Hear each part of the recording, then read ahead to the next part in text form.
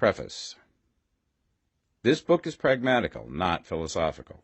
A practical manual, not a treatise upon theories. It is intended for the men and women whose most pressing need is for money, who wish to get rich first and philosophize afterward. It is for those who have, so far, found neither the time, the means, nor the opportunity to go deeply into the study of metaphysics, but who want results and who are willing to take the conclusions of science as a basis for action, without going into all the processes by which those conclusions were reached. It is expected that the reader will take the fundamental statements upon faith, just as he would take statements concerning a law of electrical action if they were promulgated by a Marconi or an Edison, and, taking the statements upon faith, that he will prove their truth by acting upon them without fear or hesitation. Every man or woman who does this will certainly get rich, for the science herein applied is an exact science, and failure is impossible. For the benefit, however, of those who wish to investigate philosophical theories and so secure a logical basis for faith, I will here cite certain authorities. The monistic theory of the universe, the theory that one is all and that all is one, that one substance manifests itself as the seeming many elements of the material world, is of Hindu origin and has been gradually winning its way into the thought of the Western world for 200 years.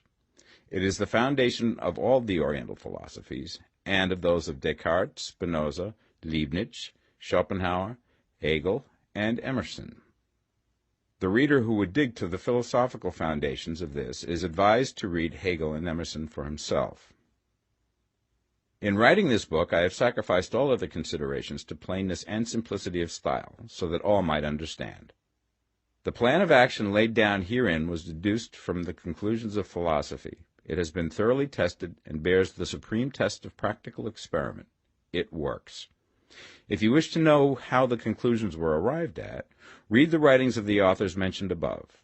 And if you wish to reap the fruits of their philosophies in actual practice, read this book and do exactly as it tells you to do. The author. Chapter 1. The Right to be Rich.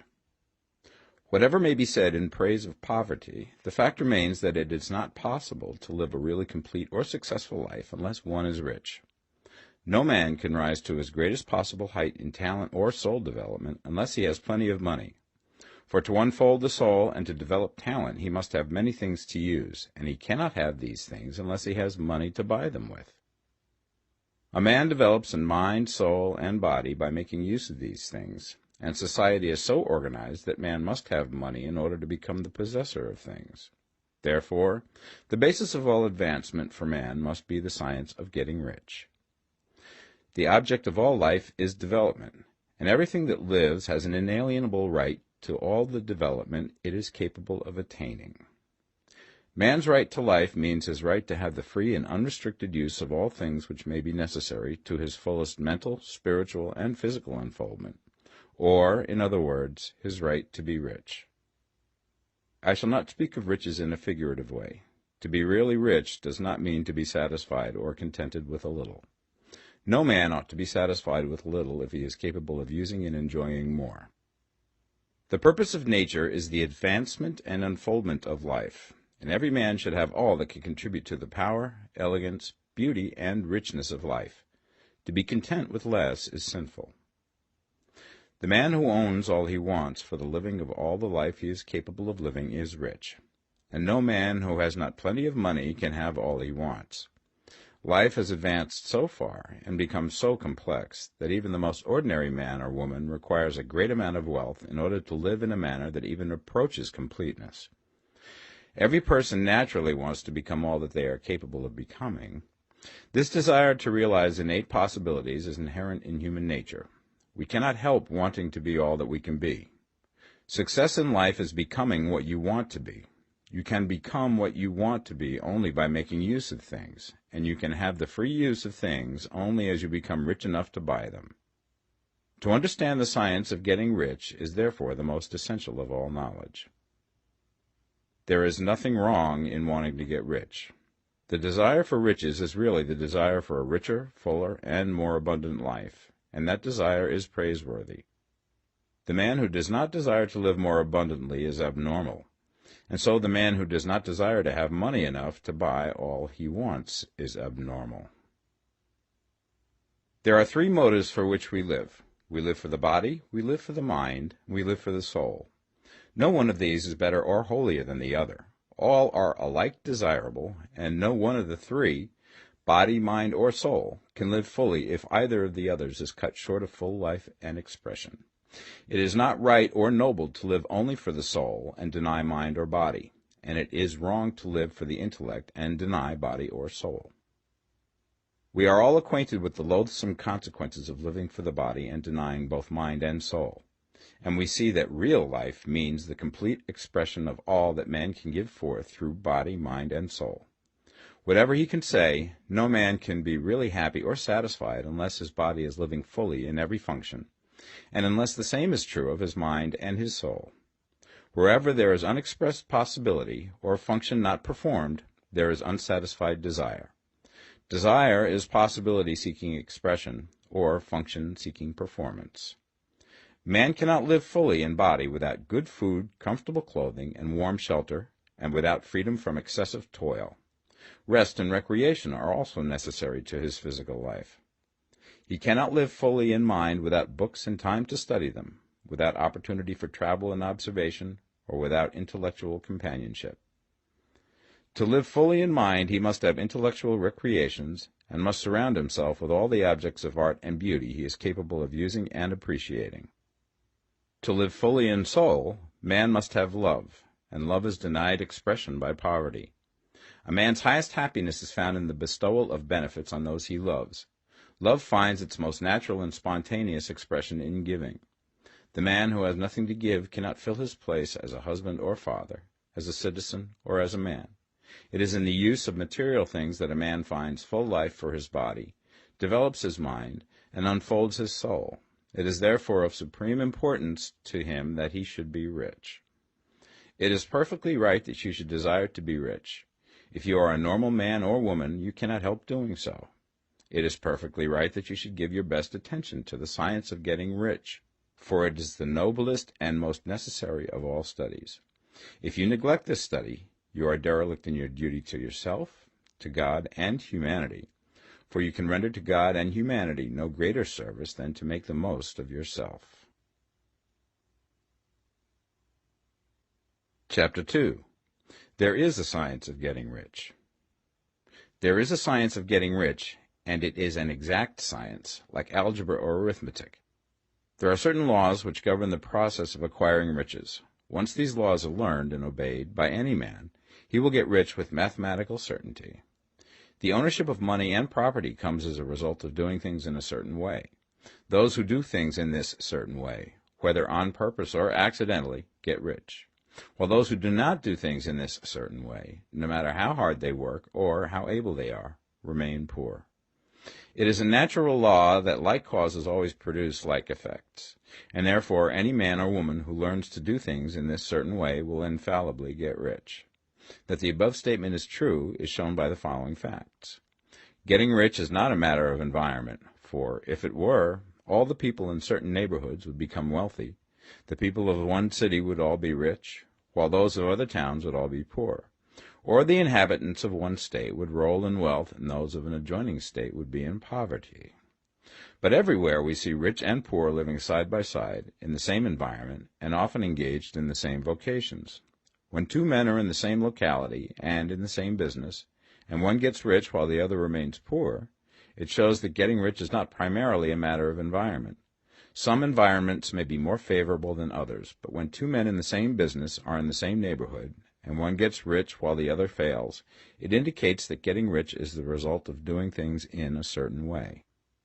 And further, the ability to do things in this certain way is not due solely to the possession of talent, for many people who have great talent remain poor, while others who have very little talent get rich.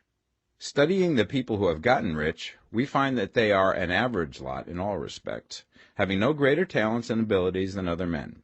It is evident that they do not get rich because they possess talents and abilities that other men have not, but because they happen to do things in a certain way. Getting rich is not the result of saving or thrift. Many very penurious people are poor, while free spenders often get rich. Nor is getting rich due to doing things which others fail to do. For two men in the same business often do almost exactly the same things, and one gets rich while the other remains poor or becomes bankrupt. From all these things, we must come to the conclusion that getting rich is the result of doing things in a certain way. If getting rich is the result of doing things in a certain way, then any man or woman who can do things in that way can become rich, and the whole matter is brought within the domain of exact science. The question arises here whether this certain way may not be so difficult that only a few may follow it. This cannot be true, as we have seen, so far as natural ability is concerned. Talented people get rich, and blockheads get rich. Intellectually brilliant people get rich, and very stupid people get rich. Physically strong people get rich, and weak and sickly people get rich. Some degree of ability to think and understand is, of course, essential. But insofar natural ability is concerned, any man or woman who has sense enough to read and understand these words can certainly get rich. Also, we have seen that it is not a matter of environment. Location counts for something. One would not go to the heart of the Sahara and expect to do successful business. Getting rich involves the necessity of dealing with men and of being where there are people to deal with. And if these people are inclined to deal in the way that you want to deal, so much the better. But that is about as far as environment goes. If anybody else in your town can get rich, so can you. And if anybody else in your state can get rich, so can you. Again, it is not a matter of choosing some particular business or profession. People get rich in every business and in every profession, while their next-door neighbors in the same vocation remain in poverty. It is true that you will do best in a business which you like and which is congenial to you. And if you have certain talents which are well developed, you will do best in a business which calls for the exercise of those talents. Also, you will do best in a business which is suited to your locality. An ice cream parlor would do better in a warm climate than in Greenland, and a salmon fishery will succeed better in the Northwest than in Florida, where there are no salmon. But aside from these general limitations, getting rich is not dependent upon your engaging in some particular business, but upon your learning to do things in a certain way. If you are now in business and anybody else in your locality is getting rich in the same business, while you are not getting rich, it is because you are not doing things in the same way that the other person is doing them. No one is prevented from getting rich by lack of capital. True, as you get capital, the increase becomes more easy and rapid, but one who has capital is already rich and does not need to consider how to become so. No matter how poor you may be, if you begin to do things in a certain way, you will begin to get rich, and you will begin to have capital. The getting of capital is a part of the process of getting rich, and it is a part of the result which invariably follows the doing of things in the certain way. You may be the poorest man on the continent and be deeply in debt. You may have neither friends, influence, nor resources, but if you begin to do things in this way, you must infallibly begin to get rich, for the like causes must produce like effects. If you have no capital, you can get capital. If you're in the wrong business, you can get into the right business. If you're in the wrong location, you can go to the right location, and you can do so by beginning in your present business and in your present location to do things in the certain way which causes success. Chapter 3. Is opportunity monopolized? No man is kept poor because opportunity has been taken away from him, because other people have monopolized the wealth and have put a fence around it. You may be shut off from engaging in business in certain lines, but there are other channels open to you. Probably it would be hard for you to get control of any of the great railroad systems. That field is pretty well monopolized, but the electric railway business is still in its infancy and offers plenty of scope for enterprise. And it will be but a very few years until traffic and transportation through the air will become a great industry, and in all its branches will give employment to hundreds of thousands and perhaps to millions of people. Why not turn your attention to the development of aerial transportation, instead of competing with J.J. Hill and others for a chance in the steam railway world? It is quite true that if you are a working man in the employ of the Steel Trust, you have very little chance of becoming the owner of the plant in which you work. But it is also true that if you will commence to act in a certain way, you can soon leave the employ of the Steel Trust. You can buy a farm from 10 to 40 acres and engage in business as a producer of foodstuffs. There is great opportunity at this time for men who will live upon small tracts of land and cultivate the same intensively. Such men will certainly get rich. You may say that it is impossible for you to get the land, but I'm going to prove to you that it is not impossible, and that you can certainly get a farm if you will go to work in a certain way. At different periods, the tide of opportunity sets in different directions, according to the needs of the whole, and the particular stage of social evolution which has been reached. At present, in America, it is setting towards agricultural and the allied industries and professions. Today, opportunity is open before the factory worker in his line. It is open before the businessman who supplies the farmer more than before the one who supplies the factory worker, and before the professional man who waits upon the farmer more than before the one who serves the working class. There is an abundance of opportunity for the man who will go with the tide instead of trying to swim against it.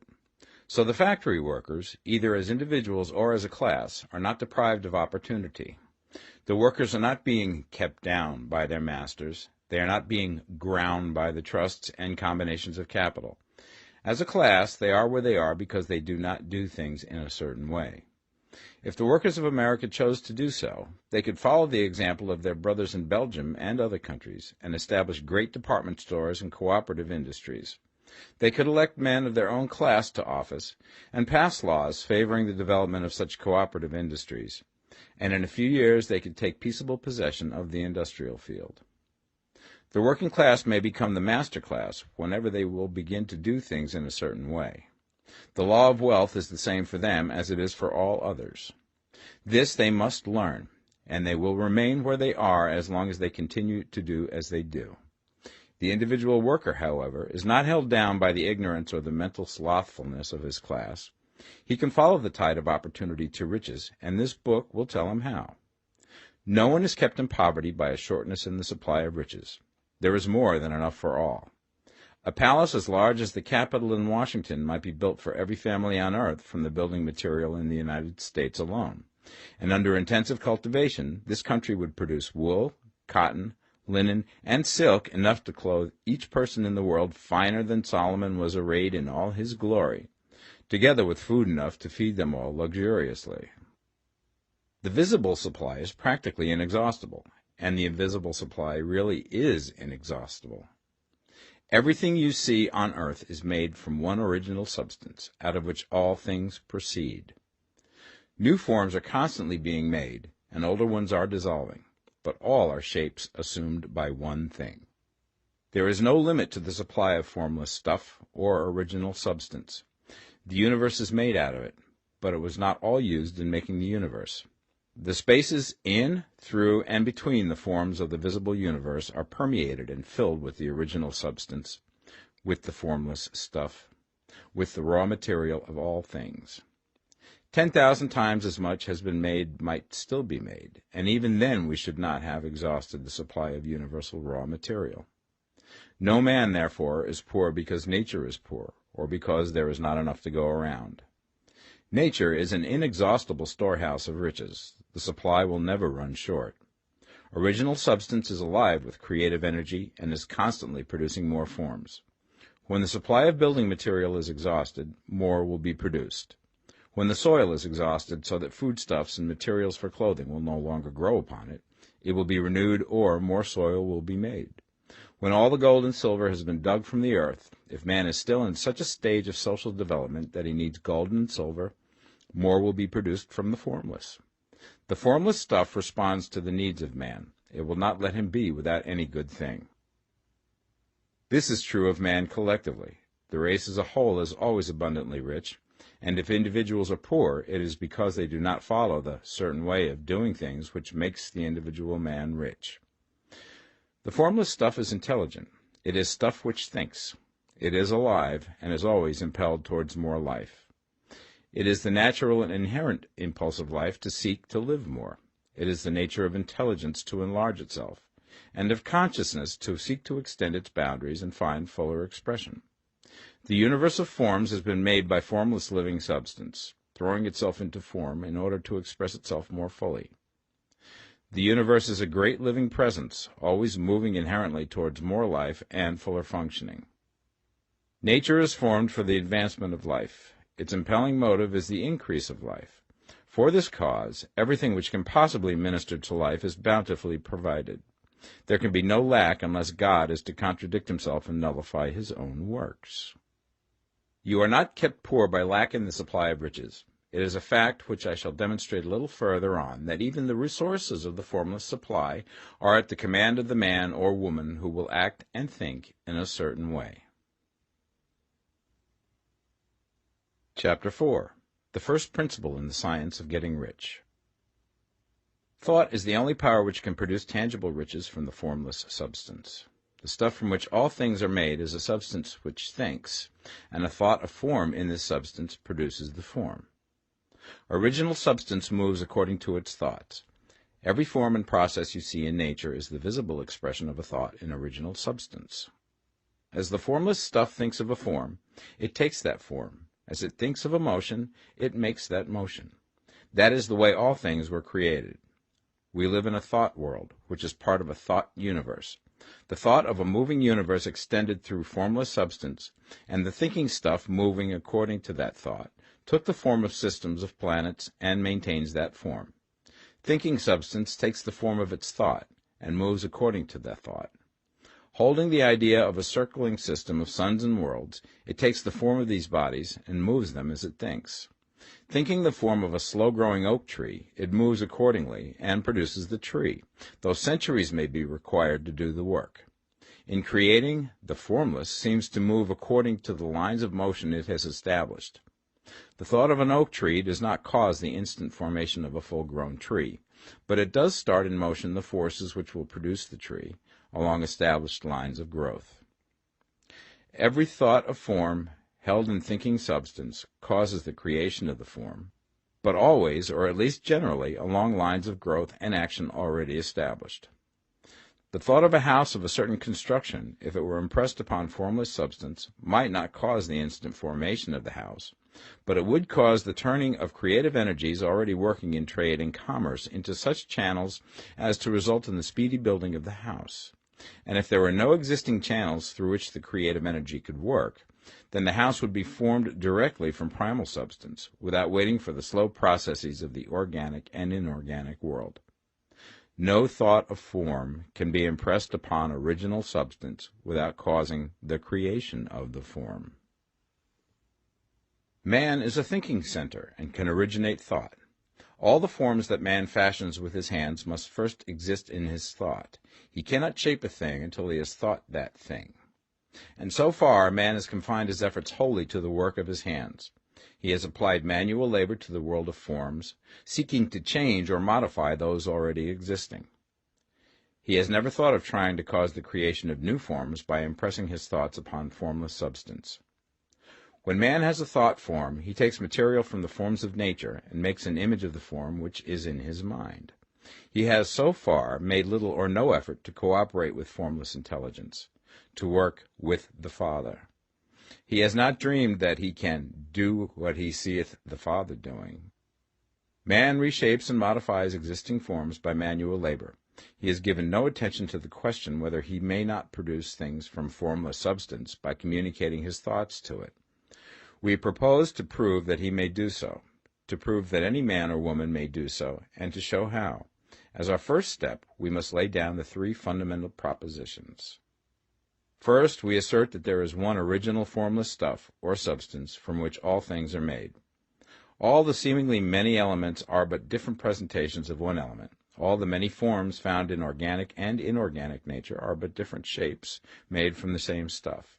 And this stuff is thinking stuff. A thought held in it produces the form of the thought. Thought, in thinking substance, produces shapes. Man is a thinking center, capable of original thought. If a man can communicate his thought to original thinking substance, he can cause the creation or formation of the thing he thinks about. To summarize this, there is a thinking stuff from which all things are made, and which, in its original state, permeates, penetrates, and fills the interspaces of the universe. A thought in this substance produces the thing that is imaged by the thought. Man can form things in his thought, and, by impressing his thought upon formless substance, can cause the thing he thinks about to be created.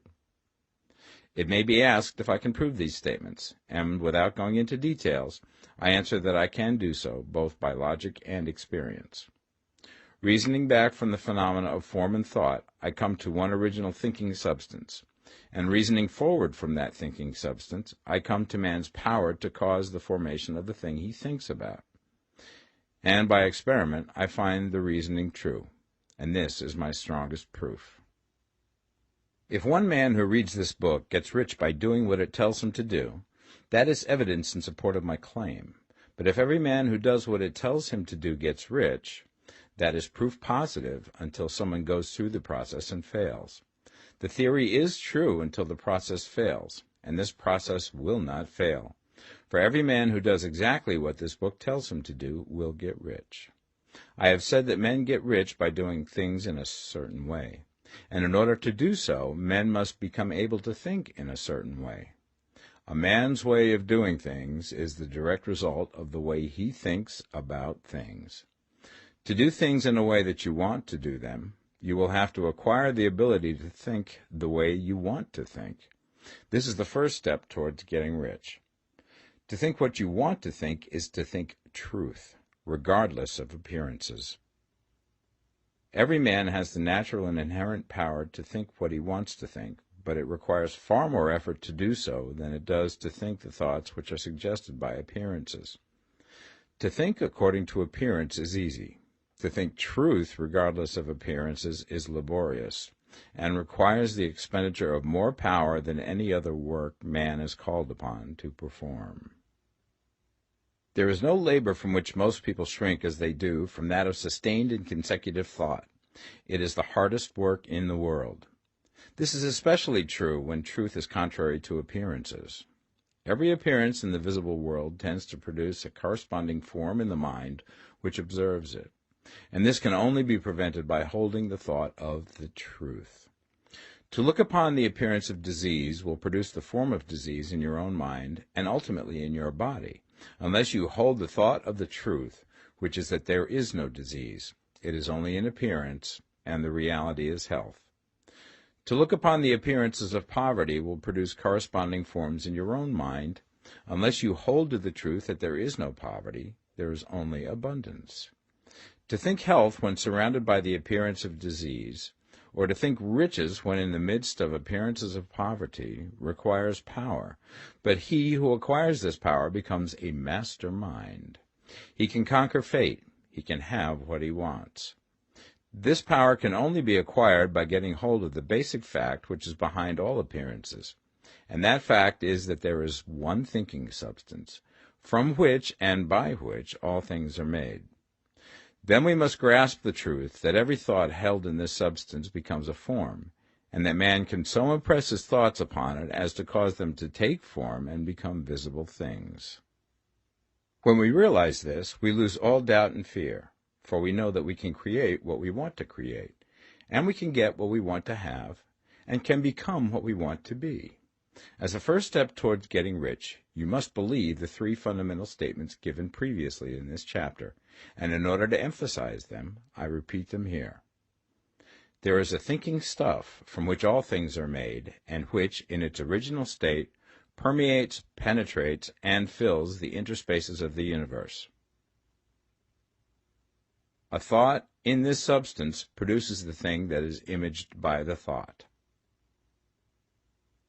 Man can form things in his thought, and, by impressing his thought upon formless substance, can cause the thing he thinks about to be created. You must lay aside all other concepts of the universe than this monistic one, and you must dwell upon this until it is fixed in your mind and has become your habitual thought.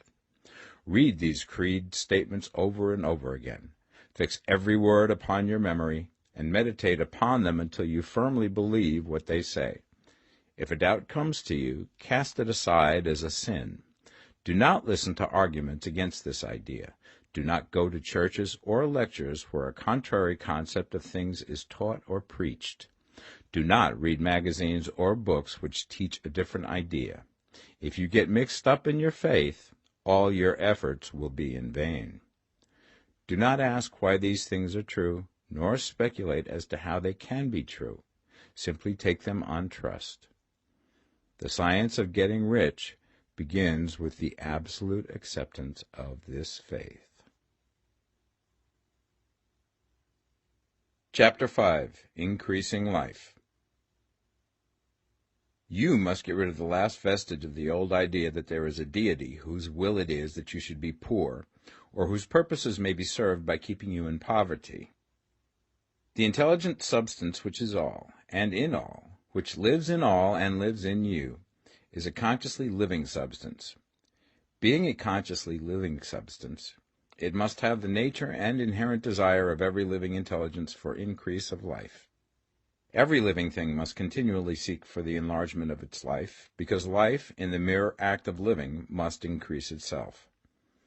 A seed, dropped into the ground, springs into activity, and in the act of living produces 100 more seeds. Life, by living, multiplies itself. It is forever becoming more. It must do so if it continues to be at all. Intelligence is under the same necessity for continuous increase. Every thought we think makes it necessary for us to think another thought. Consciousness is continually expanding. Every fact we learn leads us to the learning of another fact. Knowledge is continually increasing. Every talent we cultivate brings to the mind the desire to cultivate another talent. We are subject to the urge of life, seeking expression, which ever drives us on to know more, to do more, and to be more. In order to know more, do more, and be more, we must have more. We must have things to use, for we learn and do and become only by using things. We must get rich so that we can live more. The desire for riches is simply the capacity for larger life seeking fulfillment.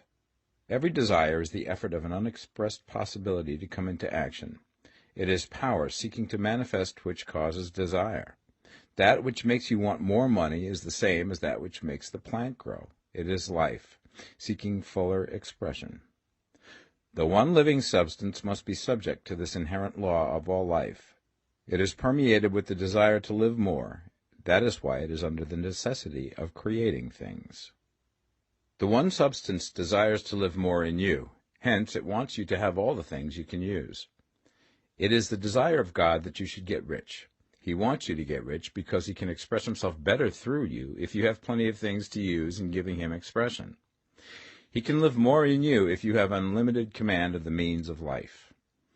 The universe desires you to have everything you want to have. Nature is friendly to your plans. Everything is naturally for you.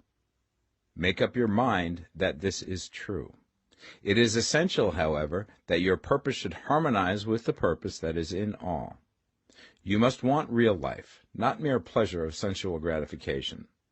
Life is the performance of function, and the individual really lives only when he performs every function, physical, mental, and spiritual, of which he is capable, without excess in any. You do not want to get rich in order to live swinishly, for the gratification of animal desires, that is not life.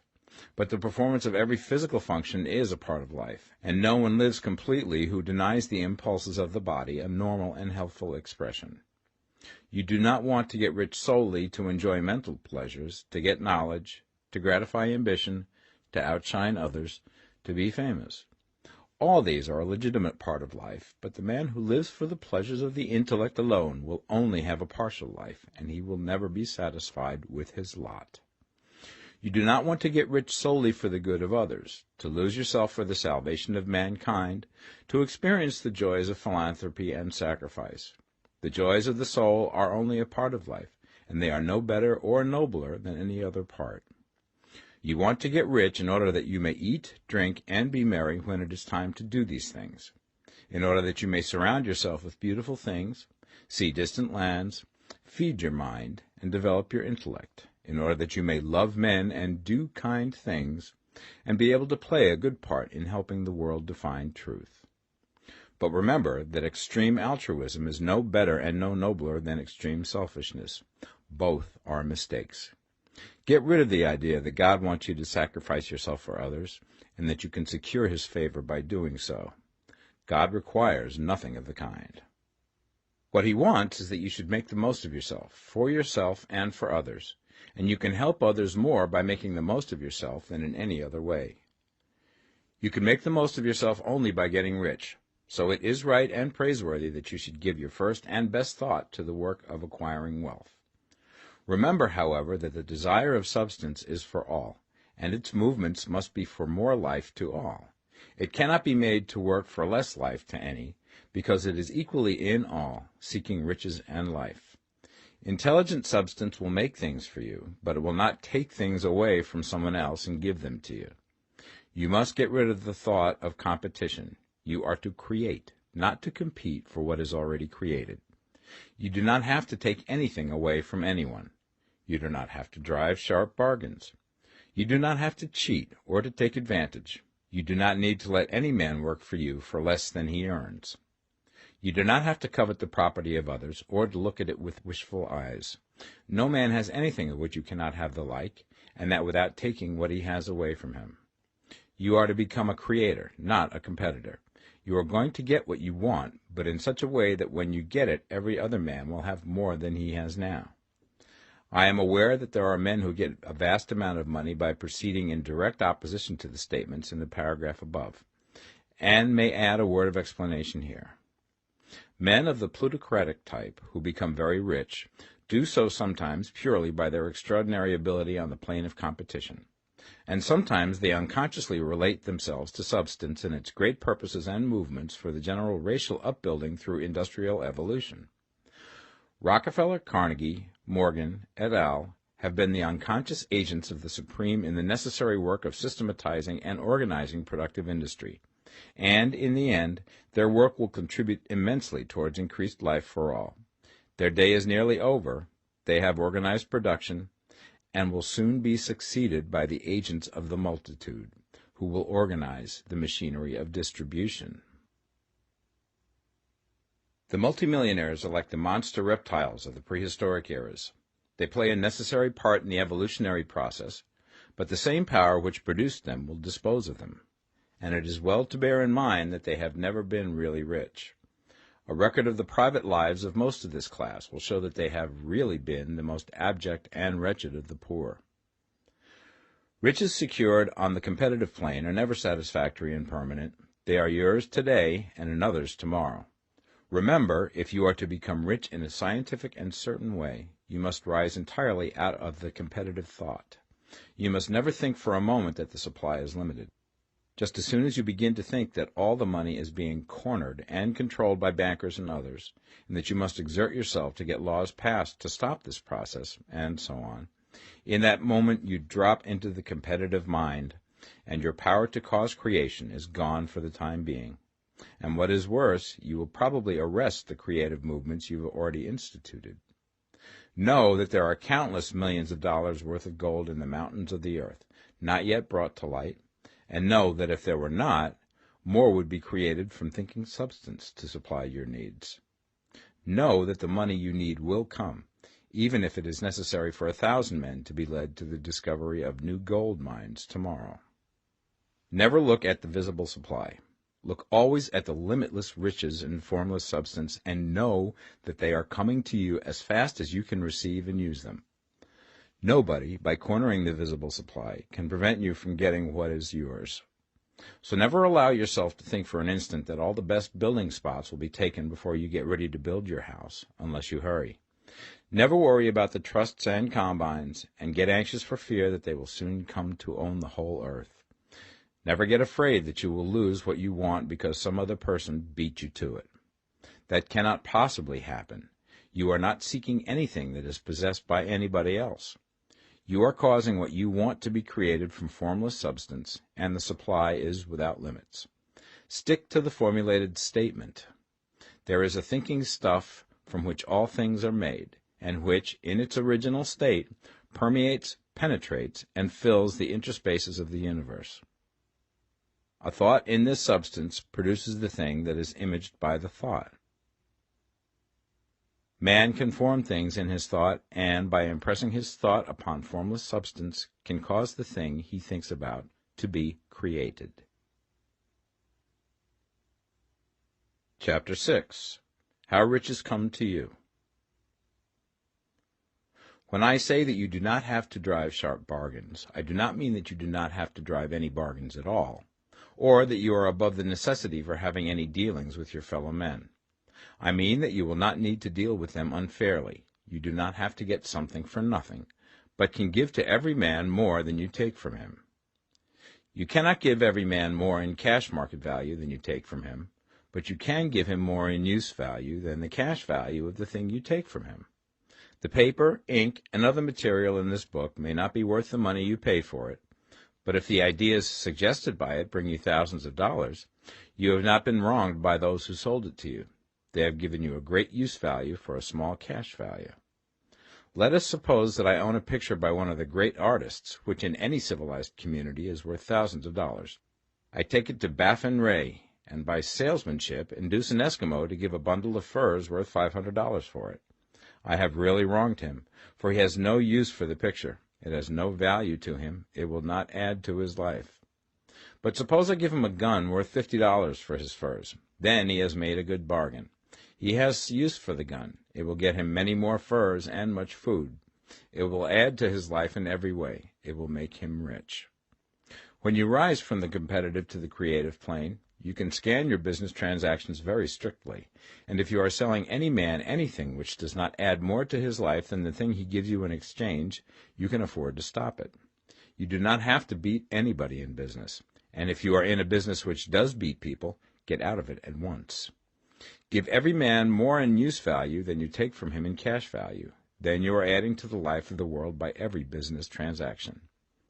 If you have people working for you, you must take from them more in cash value than you pay them in wages.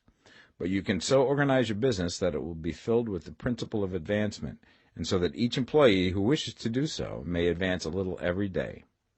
You can make your business do for your employees what this book is doing for you. You can so conduct your business that it will be a sort of ladder, by which every employee who will take the trouble may climb to riches himself, and, given the opportunity, if he will not do so, it is not your fault. And finally, because you are to cause the creation of your riches from formless substance which permeates all your environment, it does not follow that they are to take shape from the atmosphere and come into being before your eyes. If you want a sewing machine, for instance, I do not mean to tell you that you are to impress the thought of a sewing machine on thinking substance until the machine is formed without hands, in the room where you sit or elsewhere. But if you want a sewing machine, hold the mental image of it with the most positive certainty that it is being made, or is on its way to you. After once forming the thought, have the most absolute and unquestioning faith that the sewing machine is coming. Never think of it, or speak of it, in any other way than as being sure to arrive. Claim it as already yours. It will be brought to you by the power of the Supreme Intelligence, acting upon the minds of men. If you live in Maine, it may be that a man will be brought from Texas or Japan to engage in some transaction which will result in your getting what you want. If so, the whole matter will be as much to that man's advantage as it is to yours. Do not forget for a moment that the thinking substance is through all, in all, communicating with all, and can influence all. The desire of thinking substance for a fuller life and better living has caused the creation of all the sewing machines already made, and it can cause the creation of millions more, and will, whenever men set it in motion by desire and faith, and by acting in a certain way. You can certainly have a sewing machine in your house, and it is just as certain that you can have any other thing or things which you want, and which you will use for the advancement of your own life and the lives of others. You need not hesitate about asking largely. It is your Father's pleasure to give you the kingdom, said Jesus. Original substance wants to live all that is possible in you, and wants you to have all that you can or will use for the living of the most abundant life. If you fix upon your consciousness the fact that the desire you feel for the possession of riches is one with the desire of omnipotence for more complete expression, your faith becomes invincible. Once I saw a little boy sitting at a piano, and vainly tried to bring harmony out of the keys, and I saw that he was grieved and provoked by his inability to play real music. I asked him the cause of his vexation, and he answered, "I can feel the music in me, but I can't make my hands go right." The music in him was the urge of original substance, containing all the possibilities of all life. All that there is of music was seeking expression through the child. God, the one substance, is trying to live and do and enjoy things through humanity. He is saying, I want hands to build wonderful structures, to play divine harmonies, to paint glorious pictures. I want feet to run my errands, eyes to see my beauties, tongues to tell mighty truths and to sing marvelous songs, and so on. All that there is of possibility is seeking expression through men. God wants those who can play music to have pianos and every other instrument, and to have the means to cultivate their talents to the fullest extent. He wants those who can appreciate beauty to be able to surround themselves with beautiful things. He wants those who can discern truth to have every opportunity to travel and observe. He wants those who can appreciate dress to be beautifully clothed, and those who can appreciate good food to be luxuriously fed. He wants all these things because it is himself that enjoys and appreciates them.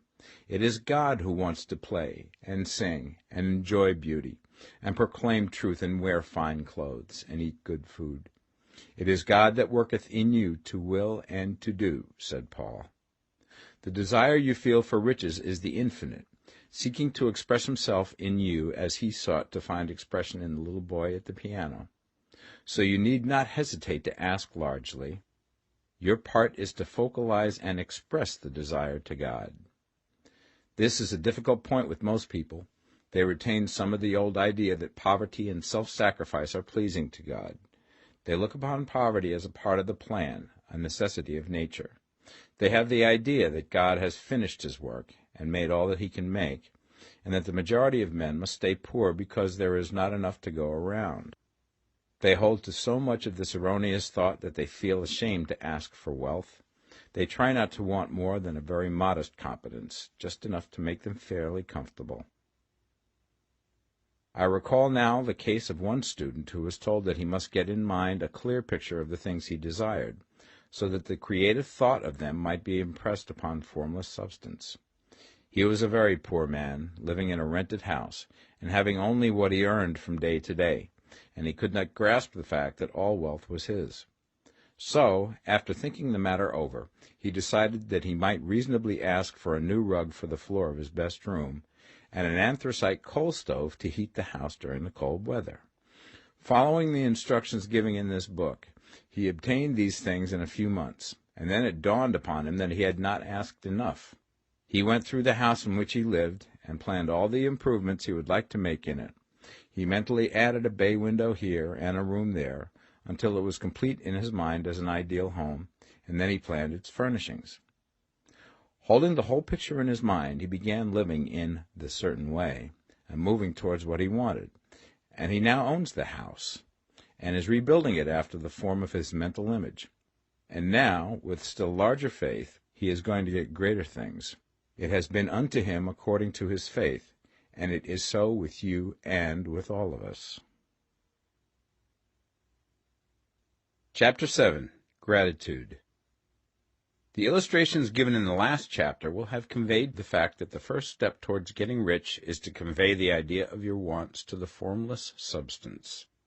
This is true, and you will see that in order to do so, it becomes necessary to relate yourself to the formless intelligence in a harmonious way. To secure this harmonious relation is a matter of such primary and vital importance that I shall give some space to its discussion here, and give you instructions which, if you will follow them, will be certain to bring you into perfect unity of mind with God. The whole process of mental adjustment and atonement can be summed up in one word: gratitude. First, you believe that there is one intelligent substance from which all things proceed. Second, you believe that this substance gives you everything you desire. And third, you relate yourself to it by a feeling of deep and profound gratitude. Many people who order their lives rightly in all other ways are kept in poverty by their lack of gratitude. Having received one gift from God, they cut the wires which connect them with Him by failing to make acknowledgment. It is easy to understand that the nearer we live to the source of wealth, the more wealth we shall receive. And it is easy also to understand that the soul that is always grateful lives in closer touch with God than the one which never looks to Him in thankful acknowledgment. The more gratefully we fix our minds on the Supreme when good things come to us, the more good things we will receive, and the more rapidly they will come. And the reason simply is that the mental attitude of gratitude draws the mind into closer touch with the source from which the blessings come. If it is a new thought to you that gratitude brings your whole mind into closer harmony with the creative energies of the universe, Consider it well, and you will see that it is true. The good things you already have come to you along the line of obedience to certain laws. Gratitude will lead your mind out along the ways by which things come, and it will keep you in close harmony with creative thought and prevent you from falling into competitive thought.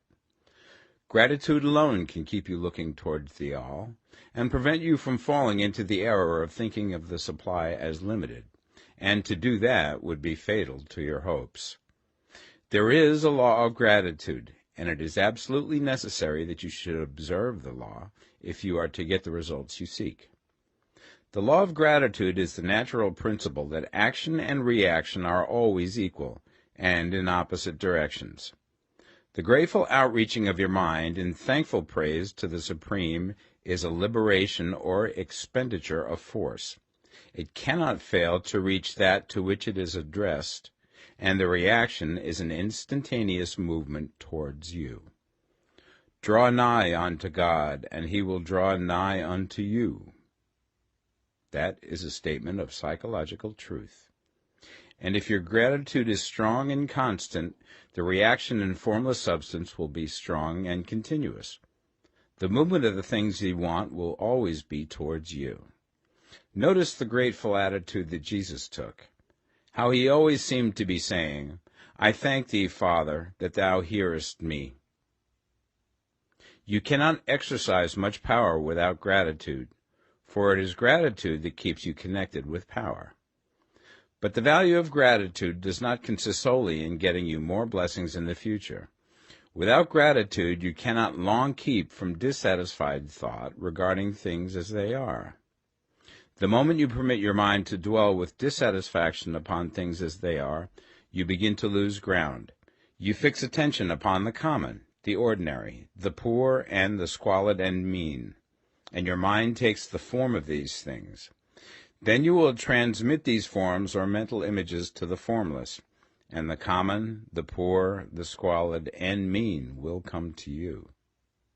To permit your mind to dwell upon the inferior is to become inferior, and to surround yourself with inferior things. On the other hand, to fix your attention on the best is to surround yourself with the best, and to become the best. The creative power within us makes us into the image of that to which we give our attention. We are thinking substance, and thinking substance always takes the form of that which it thinks about. The grateful mind is constantly fixed upon the best. Therefore it tends to become the best. It takes the form or character of the best and will receive the best. Also, faith is born of gratitude. The grateful mind continually expects good things, and expectation becomes faith. The reaction of gratitude upon one's own mind produces faith, and every outgoing wave of grateful thanksgiving increases faith. He who has no feeling of gratitude cannot long retain a living faith, and without a living faith you cannot get rich by the creative method, as we shall see in the following chapters. It is necessary, then, to cultivate the habit of being grateful for every good thing that comes to you, and to give thanks continuously. And because all things have contributed to your advancement, you should include all things in your gratitude. Do not waste time thinking or talking about the shortcomings or wrong actions of plutocrats or trust magnates. Their organization of the world has made your opportunity. All you get really comes to you because of them. Do not rage against corrupt politicians. If it were not for politicians, we should fall into anarchy, and your opportunity would be greatly lessened. God has worked a long time and very patiently to bring us up to where we are in industry and government, and he is going right on with his work. There is not the least doubt that he will do away with plutocrats, trust magnates, captains of industry, and politicians as soon as they can be spared. But in the meantime, behold, they are all very good. Remember that they are all helping to arrange the lines of transmission along which your riches will come to you, and be grateful to them all. This will bring you into harmonious relations with the good in everything, and the good in everything will move toward you.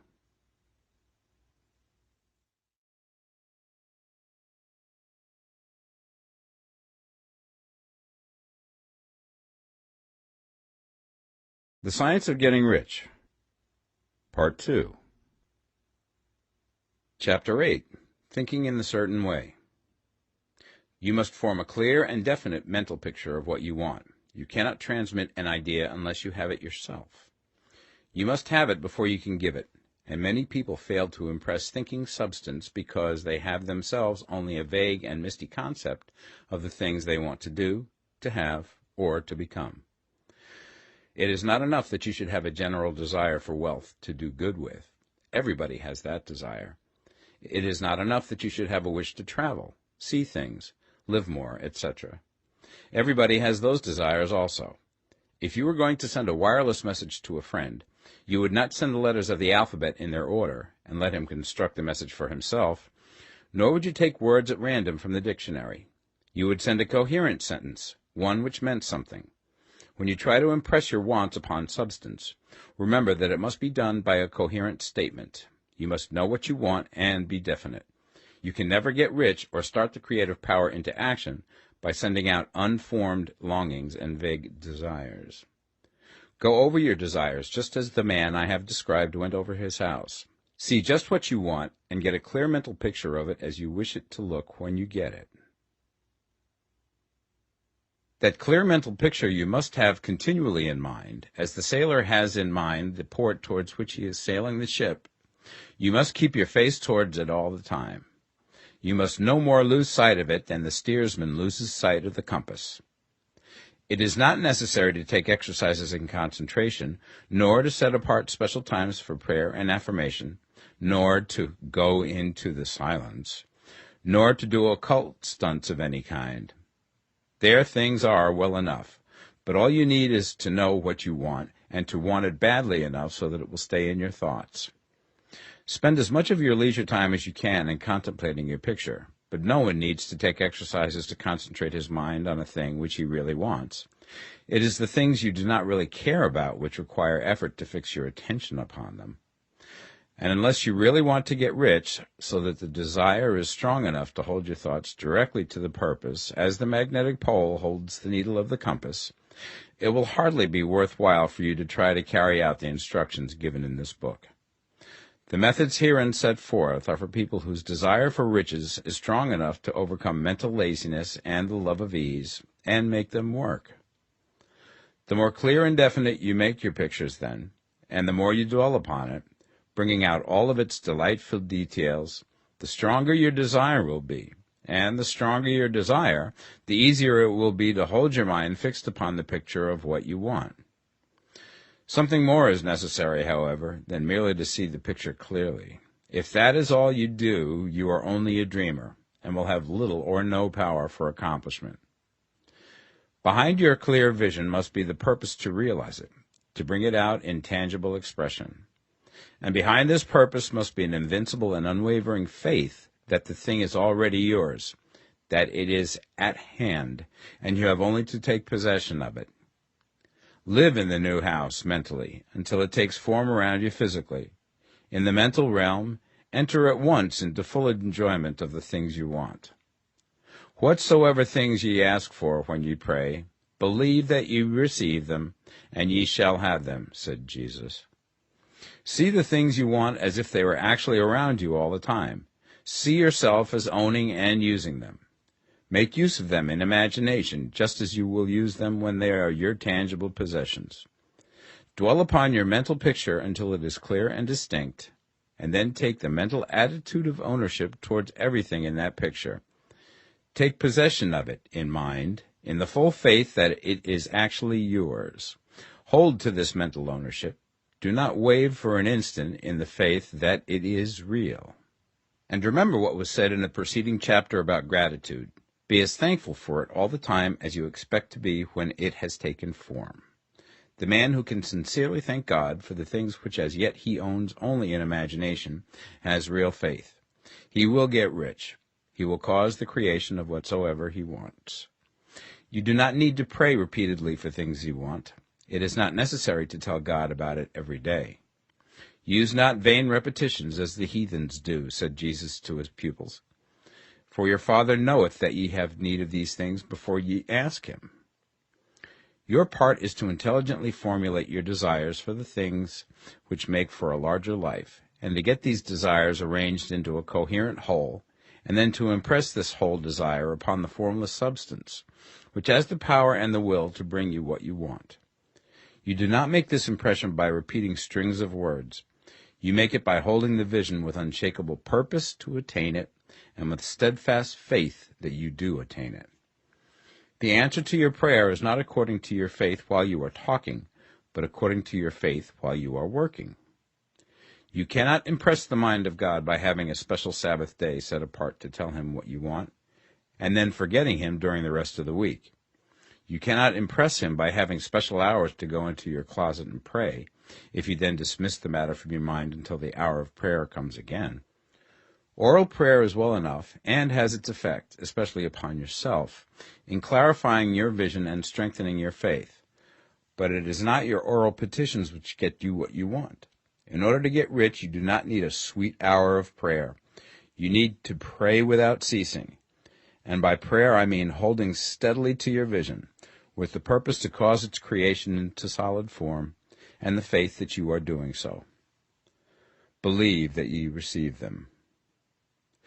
The whole matter turns on receiving, once you have clearly formed your vision. When you have formed it, it is well to make an oral statement, addressing the Supreme in reverent prayer, and from that moment you must, in mind, receive what you ask for. Live in the new house, wear the fine clothes, ride in the automobile, go on the journey, and confidently plan for greater journeys.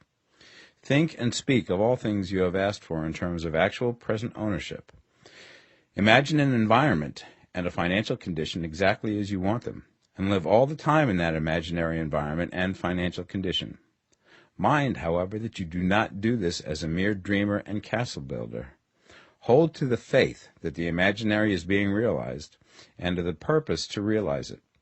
Remember that it is faith and purpose in the use of imagination which makes the difference between the scientist and the dreamer. And having learned this fact, it is here that you must learn the proper use of the will. Chapter 9. How to Use the Will. To set about getting rich in a scientific way, you do not try to apply your willpower to anything outside of yourself. You have no right to do so anyway. It is wrong to apply your will to other men and women in order to get them to do what you wish done. It is as flagrantly wrong to coerce people by mental power as it is to coerce them by physical power. If compelling people by physical force to do things for you reduces them to slavery, compelling them by mental means accomplishes exactly the same thing. The only difference is in methods. If taking things from people by physical force is robbery, then taking things by mental force is robbery also. There is no difference in principle. You have no right to use your willpower upon another person, even for his own good, for you do not know what is for his good. The science of getting rich does not require you to apply power or force to any other person in any way whatsoever. There is not the slightest necessity for doing so. Indeed, any attempt to use your will upon others will only tend to defeat your purpose. You do not need to apply your will to things in order to compel them to come to you. That would simply be trying to coerce God, and would be foolish and useless, as well as irreverent. You do not have to compel God to give you good things, any more than you have to use your willpower to make the sun rise. You do not have to use your willpower to conquer an unfriendly deity, or to make stubborn and rebellious forces do your bidding. Substance is friendly to you, and is more anxious to give you what you want than you are to get it. To get rich, you need only to use your willpower upon yourself. When you know what to think and do, then you must use your will to compel yourself to think and do the right things. That is the legitimate use of the will in getting what you want, to use it in holding yourself to the right course. Use your will to keep yourself thinking and acting in the certain way. Do not try to project your will or thoughts or your mind out into space to act on things or people. Keep your mind at home. It can accomplish more there than elsewhere. Use your mind to form a mental image of what you want and to hold that vision with faith and purpose, and use your will to keep your mind working in the right way. The more steady and continuous your faith and purpose, the more rapidly you will get rich, because you will make only positive impressions upon substance, and you will not neutralize or offset them by negative impressions. The picture of your desires, held with faith and purpose, is taken up by the formless and permeates it to great distances throughout the universe, for all I know. As this impression spreads, all things are set moving towards its realizations. Every living thing, every inanimate thing, and the things yet uncreated, are stirred towards bringing into being that which you want. All forces begin to be exerted in that direction. All things begin to move towards you. The minds of people everywhere are influenced towards doing the things necessary to the fulfilling of your desires, and they work for you unconsciously. But you can check all this by starting a negative impression in the formless substance. Doubt or unbelief is as certain to start a movement away from you as faith and purpose are to start one toward you. It is by not understanding this that most people who try to make use of mental science in getting rich make their failure. Every hour and moment you spend in giving heeds to doubts and fears. Every hour you spend in worry, every hour in which your soul is possessed by unbelief, sets a current away from you in the whole domain of intelligent substance. All the promises are unto them that believe, and unto them only. Notice how insistent Jesus was upon this point of belief, and now you know the reason why. Since belief is all important, it behooves you to guard your thoughts, and as your beliefs will be shaped to a very great extent by the things you observe and think about, it is important that you should command your attention. And here the will comes into use, for it is by your will that you determine upon what things your attention shall be fixed. If you want to become rich, you must not make a study of poverty. Things are not brought into being by thinking about their opposites. Health is never to be attained by studying disease and thinking about disease. Righteousness is not to be promoted by studying sin and thinking about sin. And no one ever got rich by studying poverty and thinking about poverty. Medicine as a science of disease has increased disease. Religion as a science of sin has promoted sin. And economics as a study of poverty will fill the world with wretchedness and want. Do not talk about poverty. Do not investigate it or concern yourself with it. Never mind what its causes are. You have nothing to do with them. What concerns you is the cure. Do not spend your time in charitable work or charity movements. All charity only tends to perpetuate the wretchedness it aims to eradicate. I do not say that you should be hard-hearted or unkind and refuse to hear the cry of need, but you must not try to eradicate poverty in any of the conventional ways. Put poverty behind you, and put all that pertains to it behind you, and make good. Get rich. That is the best way you can help the poor. And you cannot hold the mental image which is to make you rich if you fill your mind with pictures of poverty. Do not read books or papers which give circumstantial accounts of the wretchedness of the tenement dwellers, of the horrors of child labor, and so on. Do not read anything which fills your mind with gloomy images of want and suffering. You cannot help the poor in the least by knowing about these things, and the widespread knowledge of them does not tend at all to do away with poverty. What tends to do away with poverty is not getting the pictures of poverty into your mind, but getting pictures of wealth into the minds of the poor. You are not deserting the poor in their misery when you refuse to allow your mind to be filled with pictures of that misery. Poverty can be done away with, not by increasing the number of well-to-do people who think about poverty, but by increasing the number of poor people who purpose with faith to get rich. The poor do not need charity, they need inspiration. Charity only sends them a loaf of bread to keep them alive in their wretchedness, or give them an entertainment to make them forget for an hour or two. But inspiration will cause them to rise out of their misery. If you want to help the poor, demonstrate to them that they can become rich. Prove it by getting rich yourself. The only way in which poverty will ever be banished from this world is by getting a large and constantly increasing number of people to practice the teachings of this book. People must be taught to become rich by creation, not by competition. Every man who becomes rich by competition throws down behind him the ladder by which he rises and keeps others down. But every man who gets rich by creation opens a way for thousands to follow him and inspires them to do so. You are not showing hardness of heart or an unfeeling disposition when you refuse to pity poverty, see poverty, read about poverty, or think or talk about it, or to listen to those who do talk about it.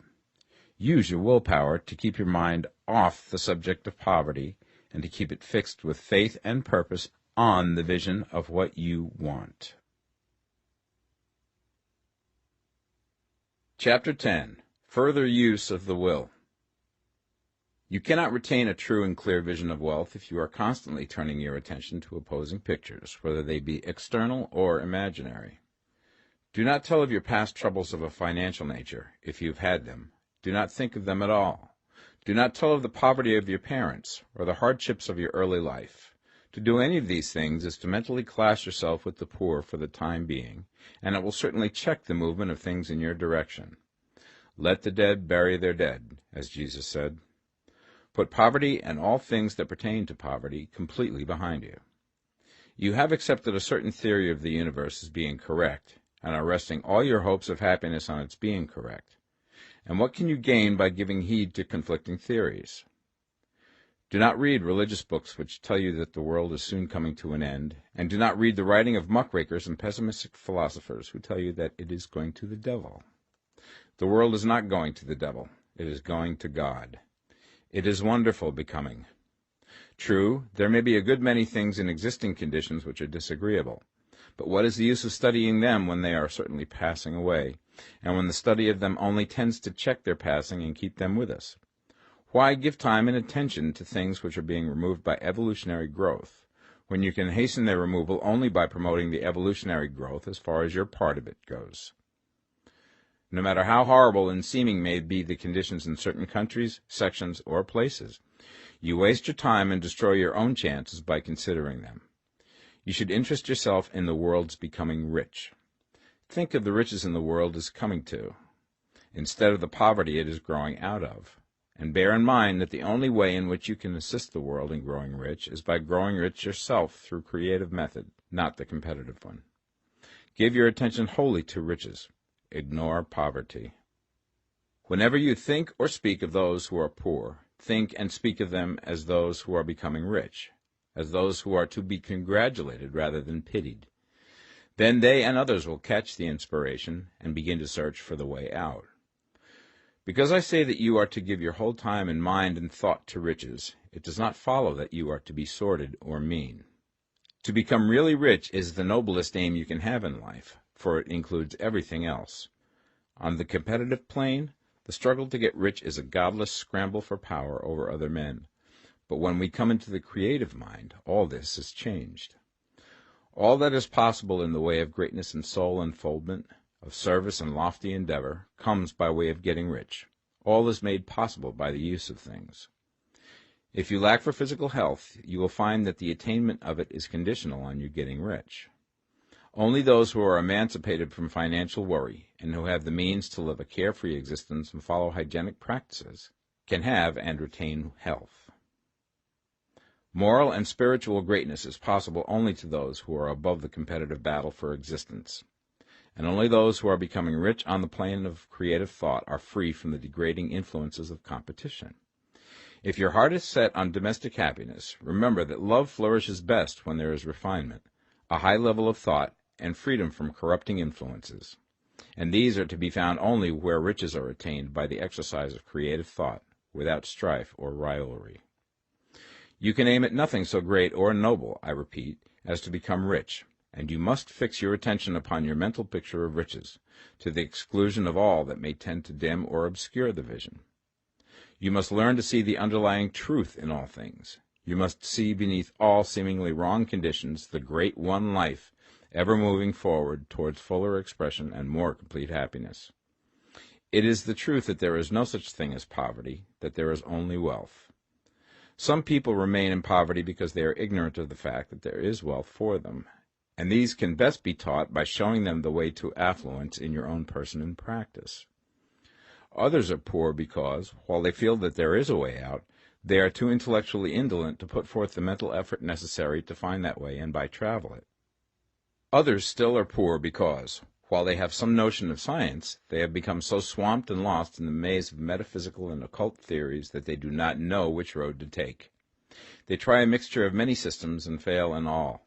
For these, again, the very best thing to do is to show the right way in your own person and practice. An ounce of doing things is worth a pound of theorizing. The very best thing you can do for the whole world is to make the most of yourself. You can serve God and man in no more effective way than by getting rich. That is, if you get rich by the creative method and not by the competitive one. Another thing. We assert that this book gives in detail the principles of the science of getting rich. And if that is true, you do not need to read any other book upon the subject. This may sound narrow and egotistical, but consider. There is no more scientific method of computation in mathematics than by addition, subtraction, multiplication, and division. No other method is possible. There can be but one shortest distance between 2 points. There is only one way to think scientifically, and that is to think in the way that leads by the most direct and simple route to the goal. No man has yet formulated a briefer or less complex system than the one set forth herein. It has been stripped of all non-essentials. When you commence on this, lay all others aside. Put them out of your mind altogether. Read this book every day. Keep it with you. Commit it to memory, and do not think about other systems and theories. If you do, you will begin to have doubts, and to be uncertain and wavering in your thought, and then you will begin to make failures. After you have made good and become rich, you may study other systems as much as you please. But until you are quite sure that you have gained what you want, do not read anything on this line but this book, unless it be the authors mentioned in the preface. And read only the most optimistic comments on the world's news, those in harmony with your picture. Also, postpone your investigations into the occult. Do not dabble in theosophy, spiritualism, or kindred studies. It is very likely that the dead still live and are near, but if they are, let them alone. Mind your own business. Wherever the spirits of the dead may be, they have their own work to do and their own problems to solve, and we have no right to interfere with them. We cannot help them, and it is very doubtful whether they can help us, or whether we have any right to trespass upon their time if they can. Let the dead and the hereafter alone, and solve your own problem. Get rich. If you begin to mix with the occult, you will start mental cross-currents which will surely bring your hopes to shipwreck. Now, this and the preceding chapters have brought us to the following statement of basic facts. There is a thinking stuff from which all things are made, and which, in its original state, permeates, penetrates, and fills the interspaces of the universe. A thought in this substance produces the thing that is imaged by the thought. Man can form things in his thought, and, by impressing his thought upon formless substance, can cause the thing he thinks about to be created. In order to do this, man must pass from the competitive to the creative mind.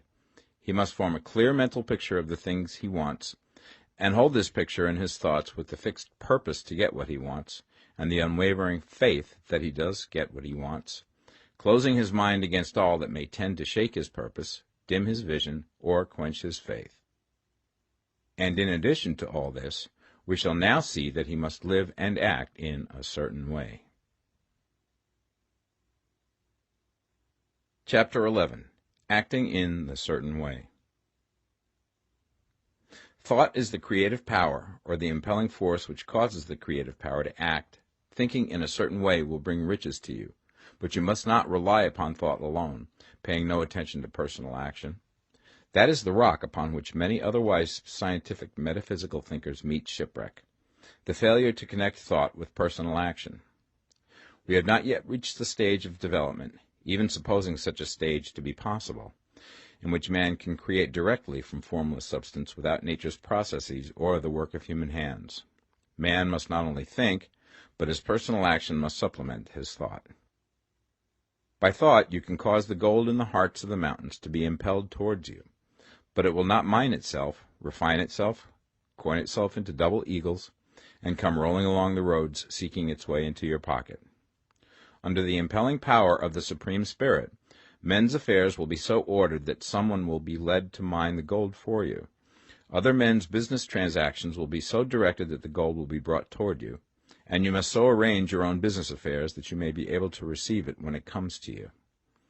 Your thought makes all things, animate and inanimate, work to bring you what you want, but your personal activity must be such that you can rightly receive what you want when it reaches you. You are not to take it as charity, nor to steal it. You must give every man more in use value than he gives you in cash value. The scientific use of thought consists in forming a clear and distinct mental image of what you want, in holding fast to the purpose to get what you want, and in realizing with grateful faith that you do get what you want. Do not try to project your thought in any mysterious or occult way, with the idea of having it go out and do things for you. That is a wasted effort and will weaken your power to think with sanity. The action of thought in getting rich is fully explained in the preceding chapters. Your faith and purpose positively impress your vision upon formless substance, which has the same desire for more life that you have. And this vision, received from you, sets all the creative forces at work in and through their regular channels of action, but directed towards you. It is not your part to guide or supervise the creative process. All you have to do with that is to retain your vision, stick to your purpose, and maintain your faith and gratitude. But you must act in a certain way, so that you can appropriate what is yours when it comes to you, so that you can meet the things you have in your picture and put them in their proper places as they arrive. You can really see the truth of this. When things reach you, they will be in the hands of other men, who will ask an equivalent for them. And you can only get what is yours by giving the other man what is his. Your pocketbook is not going to be transformed into a Fortunata's purse, which shall be always full of money without effort on your part. This is the crucial point in the science of getting rich, right here, where thought and personal action must be combined. There are very many people who, consciously or unconsciously, set the creative forces in action by the strength and persistence of their desires, but who remain poor because they do not provide for the reception of the thing they want when it comes. By thought, the thing you want is brought to you. By action, you receive it. Whatever your action is to be, it is evident that you must act now. You cannot act in the past, and it is essential to the clearness of your mental vision that you dismiss the past from your mind. You cannot act in the future, for the future is not here yet, and you cannot tell how you will want to act in any future contingency until that contingency has arrived. Because you are not in the right business or the right environment now, do not think that you must postpone action until you get into the right business or environment. And do not spend time in the present taking thought as to the best course in possible future emergencies. Have faith in your ability to meet any emergency when it arrives. If you act in the present with your mind on the future, your present action will be with a divided mind and will not be effective. Put your whole mind into present action. Do not give your creative impulse to original substance, and then sit down and wait for results. If you do, you will never get them. Act now. There is never any time but now, and there never will be any time but now. If you are ever to begin to make ready for the reception of what you want, you must begin now. And your action, whatever it is, must most likely be in your present business or employment, and must be upon the persons and things in your present environment. You cannot act where you are not, you cannot act where you have been, and you cannot act where you are going to be. You can act only where you are. Do not bother as to whether yesterday's work was well done or ill done. Do today's work well. Do not try to do tomorrow's work now. There will be plenty of time to do that when you get to it. Do not try, by occult or mystical means, to act on people or things that are out of your reach. Do not wait for a change of environment. Before you act, get a change of environment by action. You can so act upon the environment in which you are now, as to cause yourself to be transferred to a better environment. Hold with faith and purpose the vision of yourself in the better environment, but act upon your present environment with all your heart and with all your strength and with all your mind. Do not spend any time in daydreaming or castle building. Hold to the one vision of what you want and act now. Do not cast about seeking some new thing to do, or some strange, unusual, or remarkable action to perform as a first step towards getting rich. It is probable that your actions, at least for some time to come, will be those you have been performing for some time past, but you are to begin now to perform these actions in a certain way, which will surely make you rich. If you are engaged in some business and feel that it is not the right one for you, do not wait until you get into the right business before you begin to act. Do not feel discouraged or sit down and lament because you are misplaced. No man was ever so misplaced that he could not find the right place, and no man ever became so involved in the wrong business but that he could get into the right business. Hold the vision of yourself in the right business, with the purpose to get into it, and the faith that you will get into it, and are getting into it, but act in your present business. Use your present business as the means of getting a better one, and use your present environment as the means of getting into a better one. Your vision of the right business, if held with faith and purpose, will cause the Supreme to move the right business towards you, and your action, if performed in a certain way, will cause you to move towards the business. If you are an employee or wage earner and feel that you must change places in order to get what you want, do not project your thought into space and rely upon it to get you another job.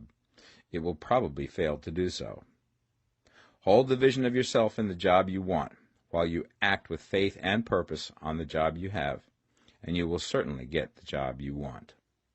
Your vision and faith will set the creative force in motion to bring it toward you, and your action will cause the forces in your own environment to move you toward the place you want. In closing this chapter, we will add another statement to our syllabus. There is the thinking stuff from which all things are made, and which, in its original state, permeates, penetrates, and fills the interspaces of the universe. A thought in this substance produces the thing that is imaged by the thought. Man can form things in his thought, and, by impressing his thought upon formless substance, can cause the thing he thinks about to be created. In order to do this, man must pass from the competitive to the creative mind. He must form a clear mental picture of the thing he wants, and hold this picture in his thoughts with the fixed purpose to get what he wants, and the unwavering faith that he does get what he wants, closing his mind to all that may tend to shake his purpose, dim his vision, or quench his faith. That he may receive what he wants when it comes, man must act now upon the people and things in his present environment. Chapter 12. Efficient Action. You must use your thought as directed in previous chapters and begin to do what you can do where you are, and you must do all that you can do where you are. You can advance only by being larger than your present place, and no man is larger than his present place who leaves undone any of the work pertaining to that place. The world is advanced only by those who more than fill their present places. If no man quite filled his present place, you can see that there must be a going backward in everything. Those who do not quite fill their present places are dead weight upon society, government, commerce, and industry. They must be carried along by others at a great expense. The progress of the world is retarded only by those who do not fill the places they are holding. They belong to a former age and a lower stage or plane of life, and their tendency is towards degeneration. No society could advance if every man was smaller than his place. Social evolution is guided by the law of physical and mental evolution. In the animal world, evolution is caused by excess of life. When an organism has more life than can be expressed in the function of its own plane, it develops the organs of a higher plane, and a new species is originated. There never would have been new species had there not been organisms which more than filled their places. The law is exactly the same for you. Your getting rich depends upon your applying this principle to your own affairs. Every day is either a successful day or a day of failure, and it is the successful days which get you what you want. If every day is a failure, you can never get rich, while if every day is a success, you cannot fail to get rich. If there is something that may be done today, and you do not do it, you have failed in so far as that thing is concerned, and the consequences may be more disastrous than you imagine. You cannot foresee the results of even the most trivial act. You do not know the workings of all the forces that have been set moving in your behalf. Much may be depending on your doing some simple act. It may be the very thing which is to open the door of opportunity to very great possibilities. You can never know all the combinations which Supreme Intelligence is making for you in the world of things and of human affairs. Your neglect or failure to do some small thing may cause a long delay in getting what you want. Do, every day, all that can be done that day. There is, however, a limitation or qualification of the above that you must take into account. You are not to overwork, not to rush blindly into your business in the effort to do the greatest possible number of things in the shortest possible time. You are not to try to do tomorrow's work today, nor to do a week's work in a day. It is really not the number of things you do, but the efficiency of each separate action that counts. Every act is, in itself, either a success or a failure. Every act is, in itself, either effective or inefficient. Every inefficient act is a failure, and if you spend your life in doing inefficient acts, your whole life will be a failure. The more things you do, the worse for you if all your acts are inefficient ones. On the other hand, every efficient act is a success in itself, and if every act of your life is an efficient one, your whole life must be a success. The cause of failure is doing too many things in an inefficient manner, and not doing enough things in an efficient manner. You will see that it is a self-evident proposition that if you do not do any inefficient acts, and if you do a sufficient number of efficient acts, you will become rich. If, now, it is possible for you to make each act an efficient one, you see again that the getting of riches is reduced to an exact science, like mathematics. The matter turns, then, on the questions whether you can make each separate act a success in itself, and this you certainly can do. You can make each act a success because all power is working with you, and all power cannot fail. Power is at your service, and to make each act efficient, you have only to put power into it. Every action is either strong or weak, and when every one is strong, you are acting in a certain way which will make you rich. Every act can be made strong and efficient by holding your vision while you are doing it, and putting the whole power of your faith and purpose into it. It is at this point that the people fail who separate mental power from personal action. They use the power of the mind in one place and at one time, and they act in another place at another time. So their acts are not successful in themselves. Too many of them are inefficient. But if all power goes into every act, no matter how commonplace, every act will be a success in itself. And as in the nature of things, every success opens the way to other successes, your progress towards what you want and the progress of what you want toward you will become increasingly rapid. Remember that successful action is cumulative in its results.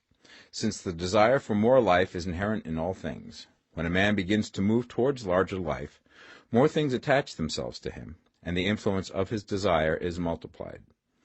Do, every day, all that you can do that day, and do each act in an efficient manner. In saying that you must hold your vision while you are doing each act, however trivial or commonplace, I do not mean to say that it is necessary at all times to see the vision distinctly to its smallest details. It should be the work of your leisure hours to use your imagination on the details of your vision, and to contemplate them until they are firmly fixed upon memory. If you wish speedy results, spend practically all your spare time in this practice.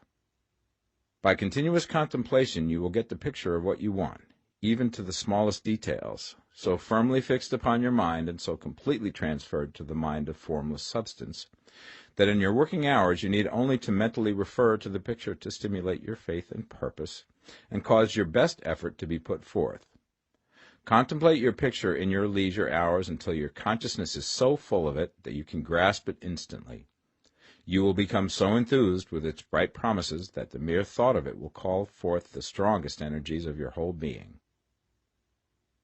Let us again repeat our syllabus, and by slightly changing the closing statements, bring it to the point we have now reached. There is a thinking stuff from which all things are made, and which, in its original state, permeates, penetrates, and fills the interspaces of the universe.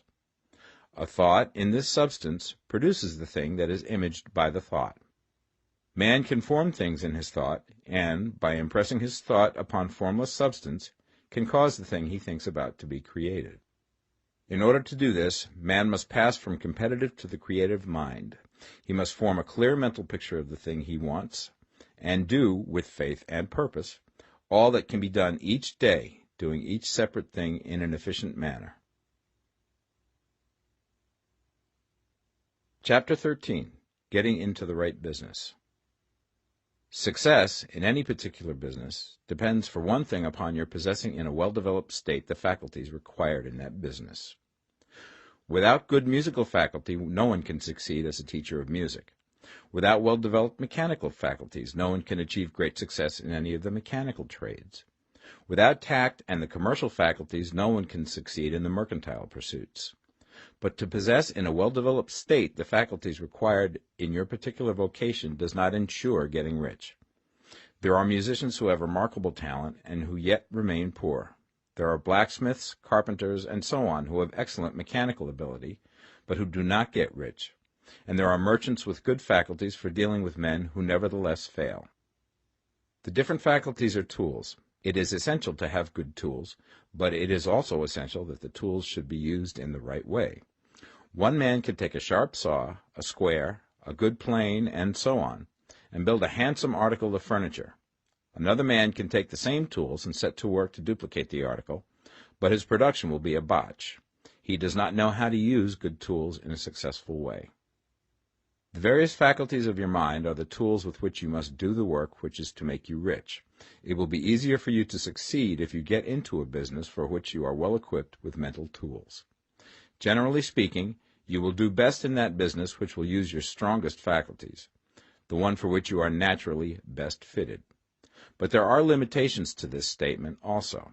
No man should regard his vocation as being irrevocably fixed by the tendencies with which he was born. You can get rich in any business, for if you have not the right talent you can develop that talent.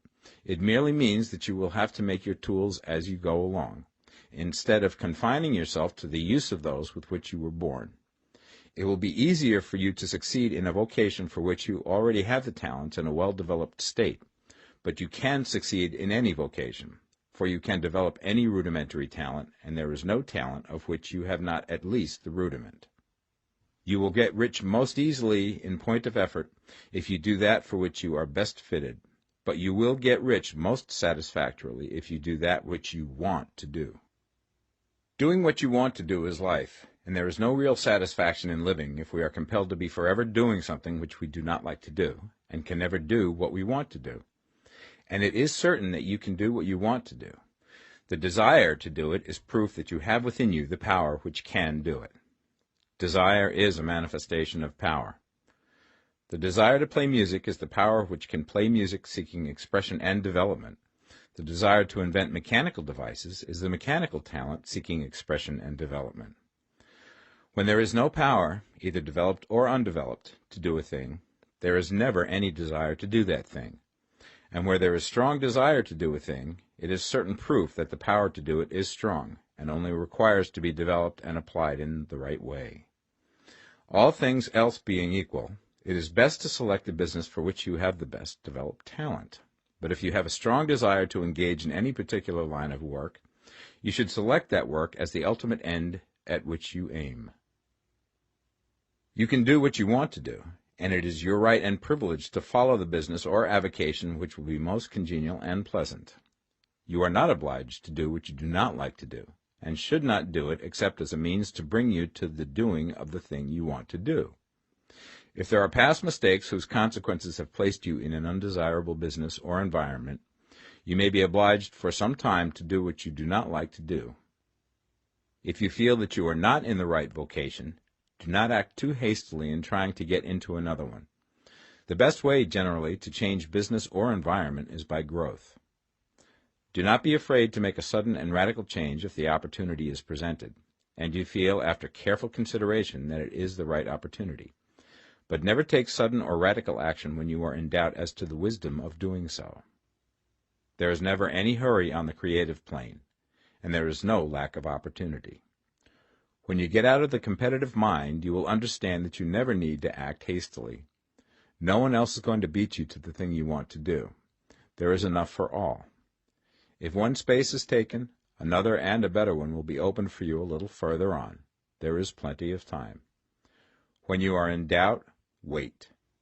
Fall back on the contemplation of your vision, and increase your faith and purpose. And by all means, in times of doubt and indecision, cultivate gratitude.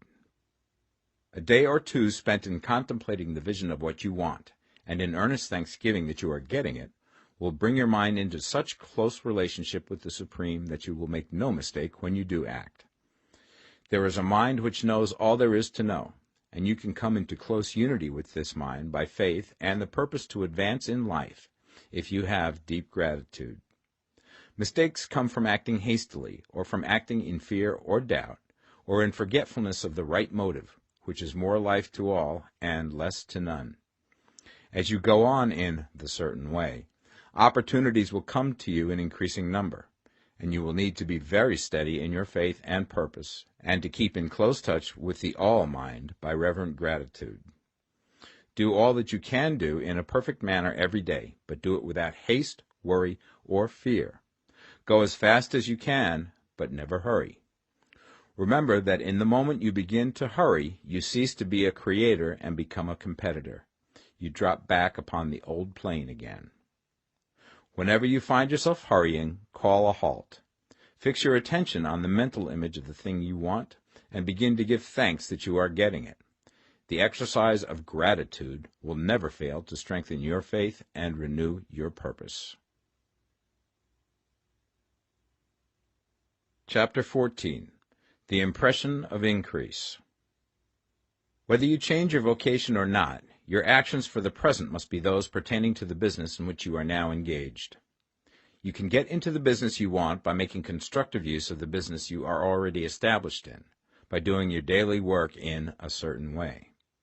And insofar as your business consists in dealing with other men, whether personally or by letter, the key thought of all your efforts must be to convey to their minds the impression of increase. Increase is what all men and women are seeking. It is the urge of the formless intelligence within them, seeking fuller expression.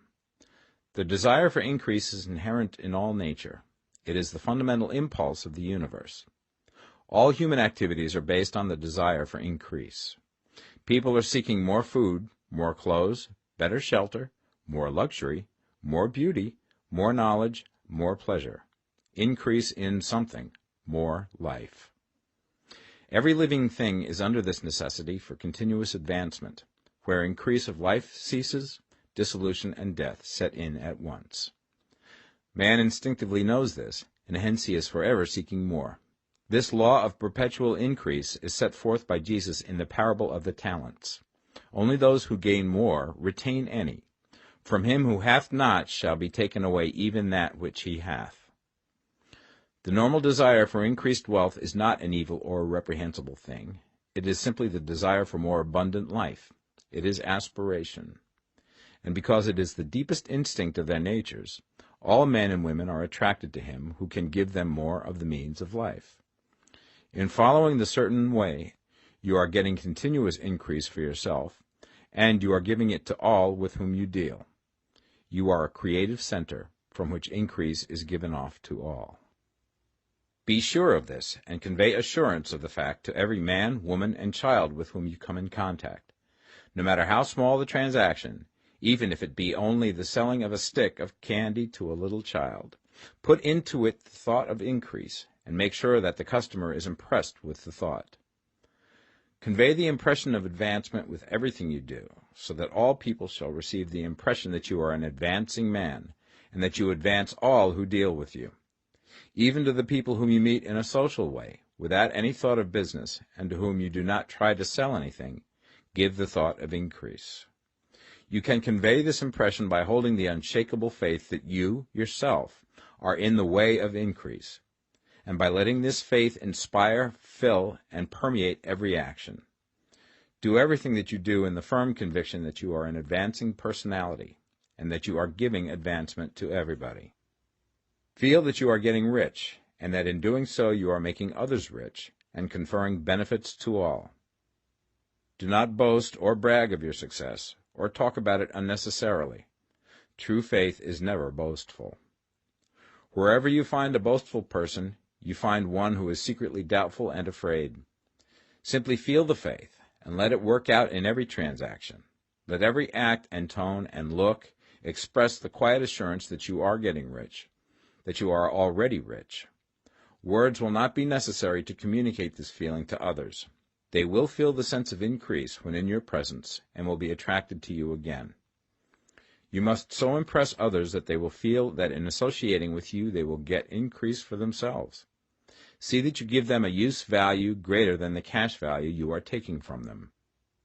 Take an honest pride in doing this, and let everybody know it, and you will have no lack of customers.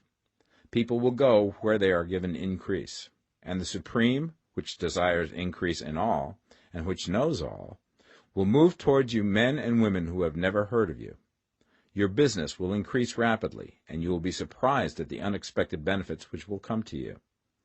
You will be able from day to day to make larger combinations, secure greater advantages, and to go on into a more congenial vocation if you desire to do so. You must never lose sight of your vision of what you want, or your faith and purpose to get what you want. Let me here give you another word of caution in regards to motives. Beware of the insidious temptation to seek for power over other men. Nothing is so pleasant to the unformed or partially developed mind as the exercise of power or dominion over others. The desire to rule for selfish gratification has been the curse of the world. For countless ages, kings and lords have drenched the earth with blood in their battles to extend their dominions. This not to seek more life for all, but to get more power for themselves. Today, the main motive in the business and industrial world is the same. Men marshal their armies of dollars and lay waste the lives and hearts of millions in the same mad scramble for power over others. Commercial kings, like political kings, are inspired by the lust for power. Jesus saw in this desire for mastery the moving impulse of that evil world he sought to overthrow. Read the 23rd chapter of Matthew and see how he pictures the lust of the Pharisees to be called master, to sit in the high places, to domineer over others, and to lay burdens on the backs of the less fortunate. And note how he compares this lust for dominion with the brotherly seeking for the common good to which he calls his disciples. Look out for the temptation to seek for authority, to become a master, to be considered as one who is above the common herd, to impress others by lavish display, and so on. The mind that seeks for mastery over others is the competitive mind, and the competitive mind is not the creative one. In order to master your environment and your destiny, it is not at all necessary that you should rule over your fellow men, and, indeed, when you fall into the world's struggle for the high places, you begin to be conquered by fate and environment, and your getting rich becomes a matter of chance and speculation. Beware the competitive mind. No better statement of the principle of creative action can be formulated than the favorite declaration of the late Golden Rule Jones of Toledo. What I want for myself, I want for everybody. Chapter 15. The Advancing Man. What I have said in the last chapter applies as well to the professional man and the wage earner as to the man who is engaged in mercantile business. No matter whether you are a physician, a teacher, or a clergyman, if you can give increase of life to others and make them sensible of the fact, they will be attracted to you and you will get rich.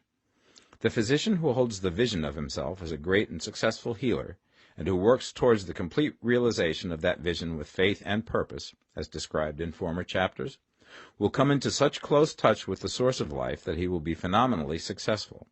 Patients will come to him in throngs. No one has a greater opportunity to carry into effect the teaching of this book than the practitioner of medicine. It does not matter to which of the various schools he may belong, for the principle of healing is common to all of them, and may be reached by all alike. The advancing man in medicine, who holds to a clear mental image of himself as successful, and who obeys the laws of faith, purpose, and gratitude, will cure every curable disease he undertakes, no matter what remedies he may use. In the field of religion, the world cries out for the clergyman who can teach his hearers the true science of abundant life. He who masters the details of the science of getting rich, together with the allied sciences of being well, of being great, and of winning love, and who teaches these details from the pulpit, will never lack for a congregation. This is the gospel that the world needs. It will give increase of life, and men will hear it gladly, and will give liberal support to the man who brings it to them. What is now needed is a demonstration of the science of life from the pulpit. We want preachers who can not only tell us how, but who, in their own persons, will show us how. We need the preacher who will himself be rich, healthy, great, and beloved, to teach us how to attain to these things, and when he comes he will find a numerous and loyal following. The same is true of the teacher who can inspire the children with the faith and purpose of the advancing life. He will never be out of a job. And any teacher who has this faith and purpose can give it to his pupils.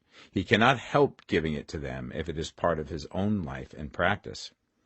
What is true of the teacher, preacher, and physician is true of the lawyer, dentist, real estate man, insurance agent, of everybody. The combined mental and personal action I have described is infallible. It cannot fail. Every man and woman who follows these instructions steadily, perseveringly, and to the letter, will get rich. The law of the increase of life is as mathematically certain in its operation as the law of gravitation. Getting rich is an exact science. The wage earner will find this as true of his case as of any others mentioned. Do not feel that you have no chance to get rich because you are working where there is no visible opportunity for advancement, where wages are small and the cost of living high. Form your clear mental vision of what you want and begin to act with faith and purpose. Do the work that you can do every day and do each piece of work in a perfectly successful manner. Put the power of success and the purpose to get rich into everything that you do. But do not do this merely with the idea of currying favor with your employer in the hopes that he or those above you will see your good work and advance you. It is not likely that they will do so. The man who is merely a good workman, filling his place to the very best of his ability, and satisfied with that, is valuable to his employer, and it is not to the employer's interest to promote him. He is worth more where he is. To secure advancement, something more is necessary than to be too large for your place. The man who is certain to advance is the one who is too big for his place, and who has a clear concept of what he wants to be, who knows that he can become what he wants to be, and who is determined to be what he wants to be. Do not try to more than fill your present place with a view to pleasing your employer. Do it with the idea of advancing yourself. Hold the faith and purpose of increase during work hours, after work hours, and before work hours. Hold it in such a way that every person who comes in contact with you, whether foreman, fellow workman, or social acquaintance, will feel the power of purpose radiating from you, so that everyone will get the sense of advancement and increase from you. Men will be attracted to you, and if there is no possibility for advancement in your present job, you will very soon see an opportunity to take another job. There is a power which never fails to present opportunity to the advancing man who is moving in obedience to law. God cannot help helping you if you act in a certain way. He must do so in order to help himself. There is nothing in your circumstances or in the industrial situation that can keep you down. If you cannot get rich working for the Steel Trust, you can get rich on a 10-acre farm. And if you begin to move in the certain way, you will certainly escape from the clutches of the Steel Trust and get on to the farm or wherever else you wish to be. If a few thousands of its employees would enter upon the certain way, the Steel Trust would soon be in a bad plight. It would have to give its working men more opportunity or go out of business. Nobody has to work for a trust. The trusts can keep men in so-called hopeless conditions only so long as there are men who are too ignorant to know of the science of getting rich, or too intellectually slothful to practice it.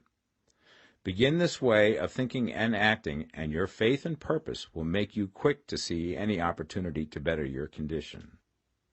Such opportunities will speedily come, for the Supreme, working in all and working for you, will bring them before you. Do not wait for an opportunity to be all that you want to be. When an opportunity to be more than you are now is presented, and you feel impelled toward it, take it. It will be the first step towards a greater opportunity. There is no such thing possible in this universe as a lack of opportunities for the man who is living the advancing life. It is inherent in the constitution of the cosmos that all things shall be for him and work together for his good, and he must certainly get rich if he acts and thinks in a certain way. So let wage-earning men and women study this book with great care, and enter with confidence upon the course of action it prescribes. It will not fail. Chapter 16. Some Cautions and Concluding Observations. Many people will scoff at the idea that there is an exact science of getting rich. Holding the impression that the supply of wealth is limited, they will insist that social and governmental institutions must be changed before even any considerable number of people can acquire a competence. But this is not true. It is true that existing governments keep the masses in poverty, but this is because the masses do not think and act in the certain way. If the masses begin to move forward as suggested in this book, neither governments nor industrial systems can check them. All systems must be modified to accommodate the forward movement. If the people have the advancing mind, have the faith that they can become rich, and move forward with the fixed purpose to become rich, nothing can possibly keep them in poverty. Individuals may enter upon the certain way at any time and under any government, and may make themselves rich. And when any considerable number of individuals do so under any government, they will cause the system to be so modified as to open the way for others. The more men who get rich on the competitive plane, the worse for others. The more who get rich on the creative plane, the better for others. The economic salvation of the masses can only be accomplished by getting a large number of people to practice the scientific method set down in this book and become rich. These will show others the way and inspire them with a desire for real life, with the faith it can be attained, and with the purpose to attain it. For the present, however, it is enough to know that neither the government under which you live nor the capitalistic or competitive system of industry can keep you from getting rich. When you enter upon the creative plane of thought, you will rise above all these things and become a citizen of another kingdom. But remember that your thought must be held upon the creative plane. You are never for an instant to be betrayed into regarding the supply as limited, or into acting on the moral level of competition. Whenever you do fall into old ways of thought, correct yourself instantly, for when you are in the competitive mind, you have lost the cooperation of the mind of the whole. Do not spend any time in planning as to how you will meet possible emergencies in the future, except as the necessary policies may affect your actions today. You are concerned with doing today's work in a perfectly successful manner, and not with emergencies which may arise tomorrow.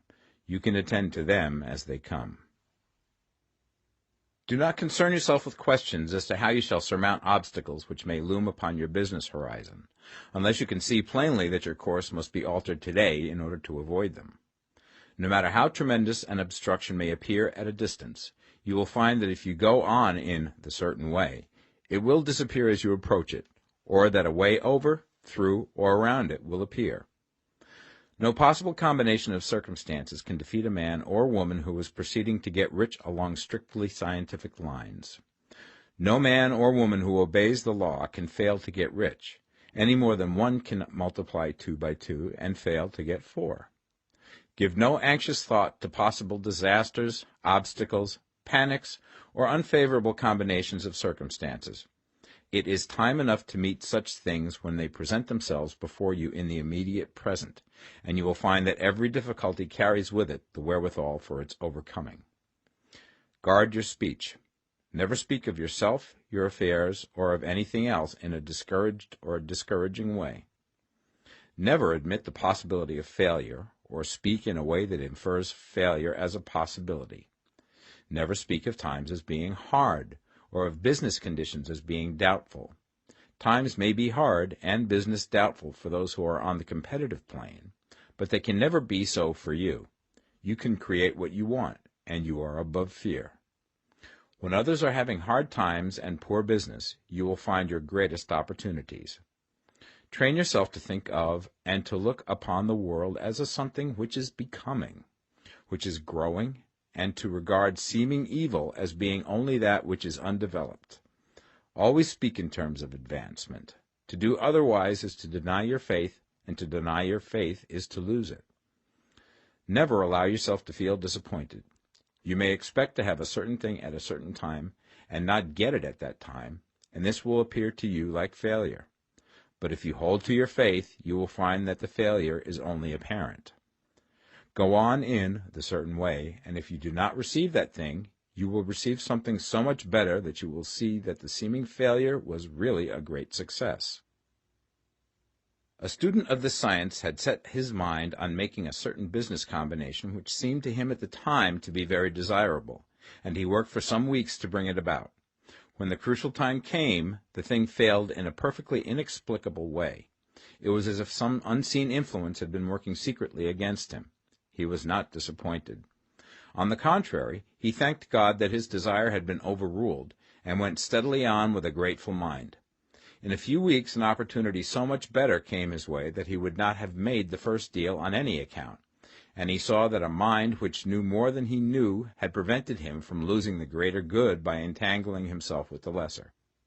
That is the way every seeming failure will work out for you, if you keep your faith, hold to your purpose, have gratitude, and do, every day, all that can be done that day, doing each separate act in a successful manner. When you make a failure, it is because you have not asked for enough. Keep on, and a larger thing than you were seeking will certainly come to you. Remember this. You will not fail because you lack the necessary talent to do what you wish to do.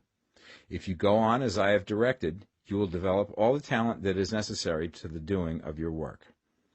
It is not within the scope of this book to deal with the science of cultivating talent, but it is as certain and simple as the process of getting rich. However, do not hesitate or waver for fear that when you come to any certain place you will fail for lack of ability. Keep right on, and when you come to that place, the ability will be furnished to you. The same source of ability which enabled the untaught Lincoln to do the greatest work in government ever accomplished by a single man is open to you. You may draw upon all the mind there is for wisdom to use in meeting the responsibilities which are laid upon you. Go on in full faith. Study this book. Make it your constant companion until you have mastered all the ideas contained in it. While you are getting firmly established in this faith, you will do well to give up most recreations and pleasure, and to stay away from places where ideas conflicting with these are advanced in lectures or sermons. Do not read pessimistic or conflicting literature, or get into arguments upon the matter. Do very little reading, outside of the writers mentioned in the preface. Spend most of your leisure time in contemplating your vision, and in cultivating gratitude, and in reading this book.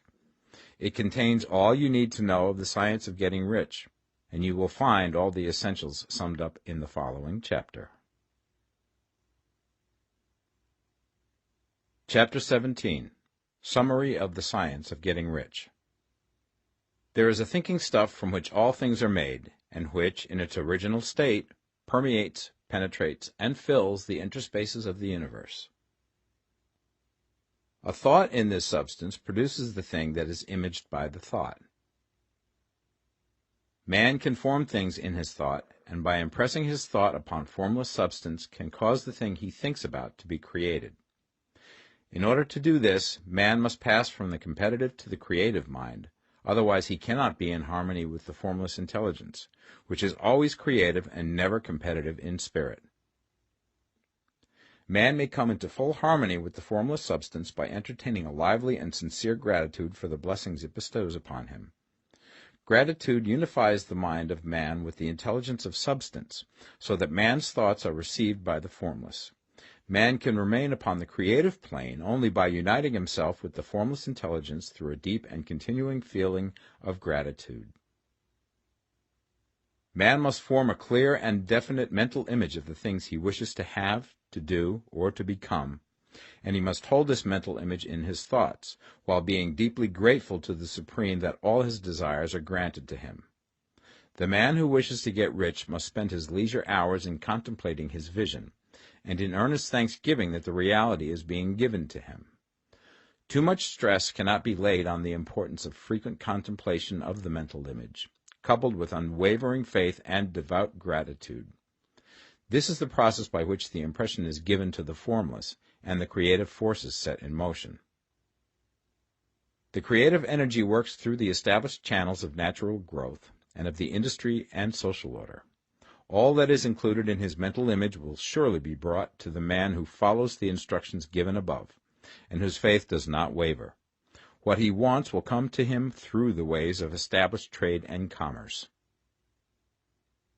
In order to receive his own when it shall come to him, man must be active, and this activity can only consist in more than filling his present place. He must keep in mind the purpose to get rich through the realization of his mental image. And he must do, every day, all that can be done that day, taking care to do each act in a successful manner. He must give to every man a use value in excess of the cash value he receives, so that each transaction makes for more life, and he must so hold the advancing thought that the impression of increase will be communicated to all with whom he comes in contact. The men and women who practice the foregoing instructions will certainly get rich, and the riches they receive will be in exact proportion to the definiteness of their vision, the fixity of their purpose, the steadiness of their faith, and the depth of their gratitude.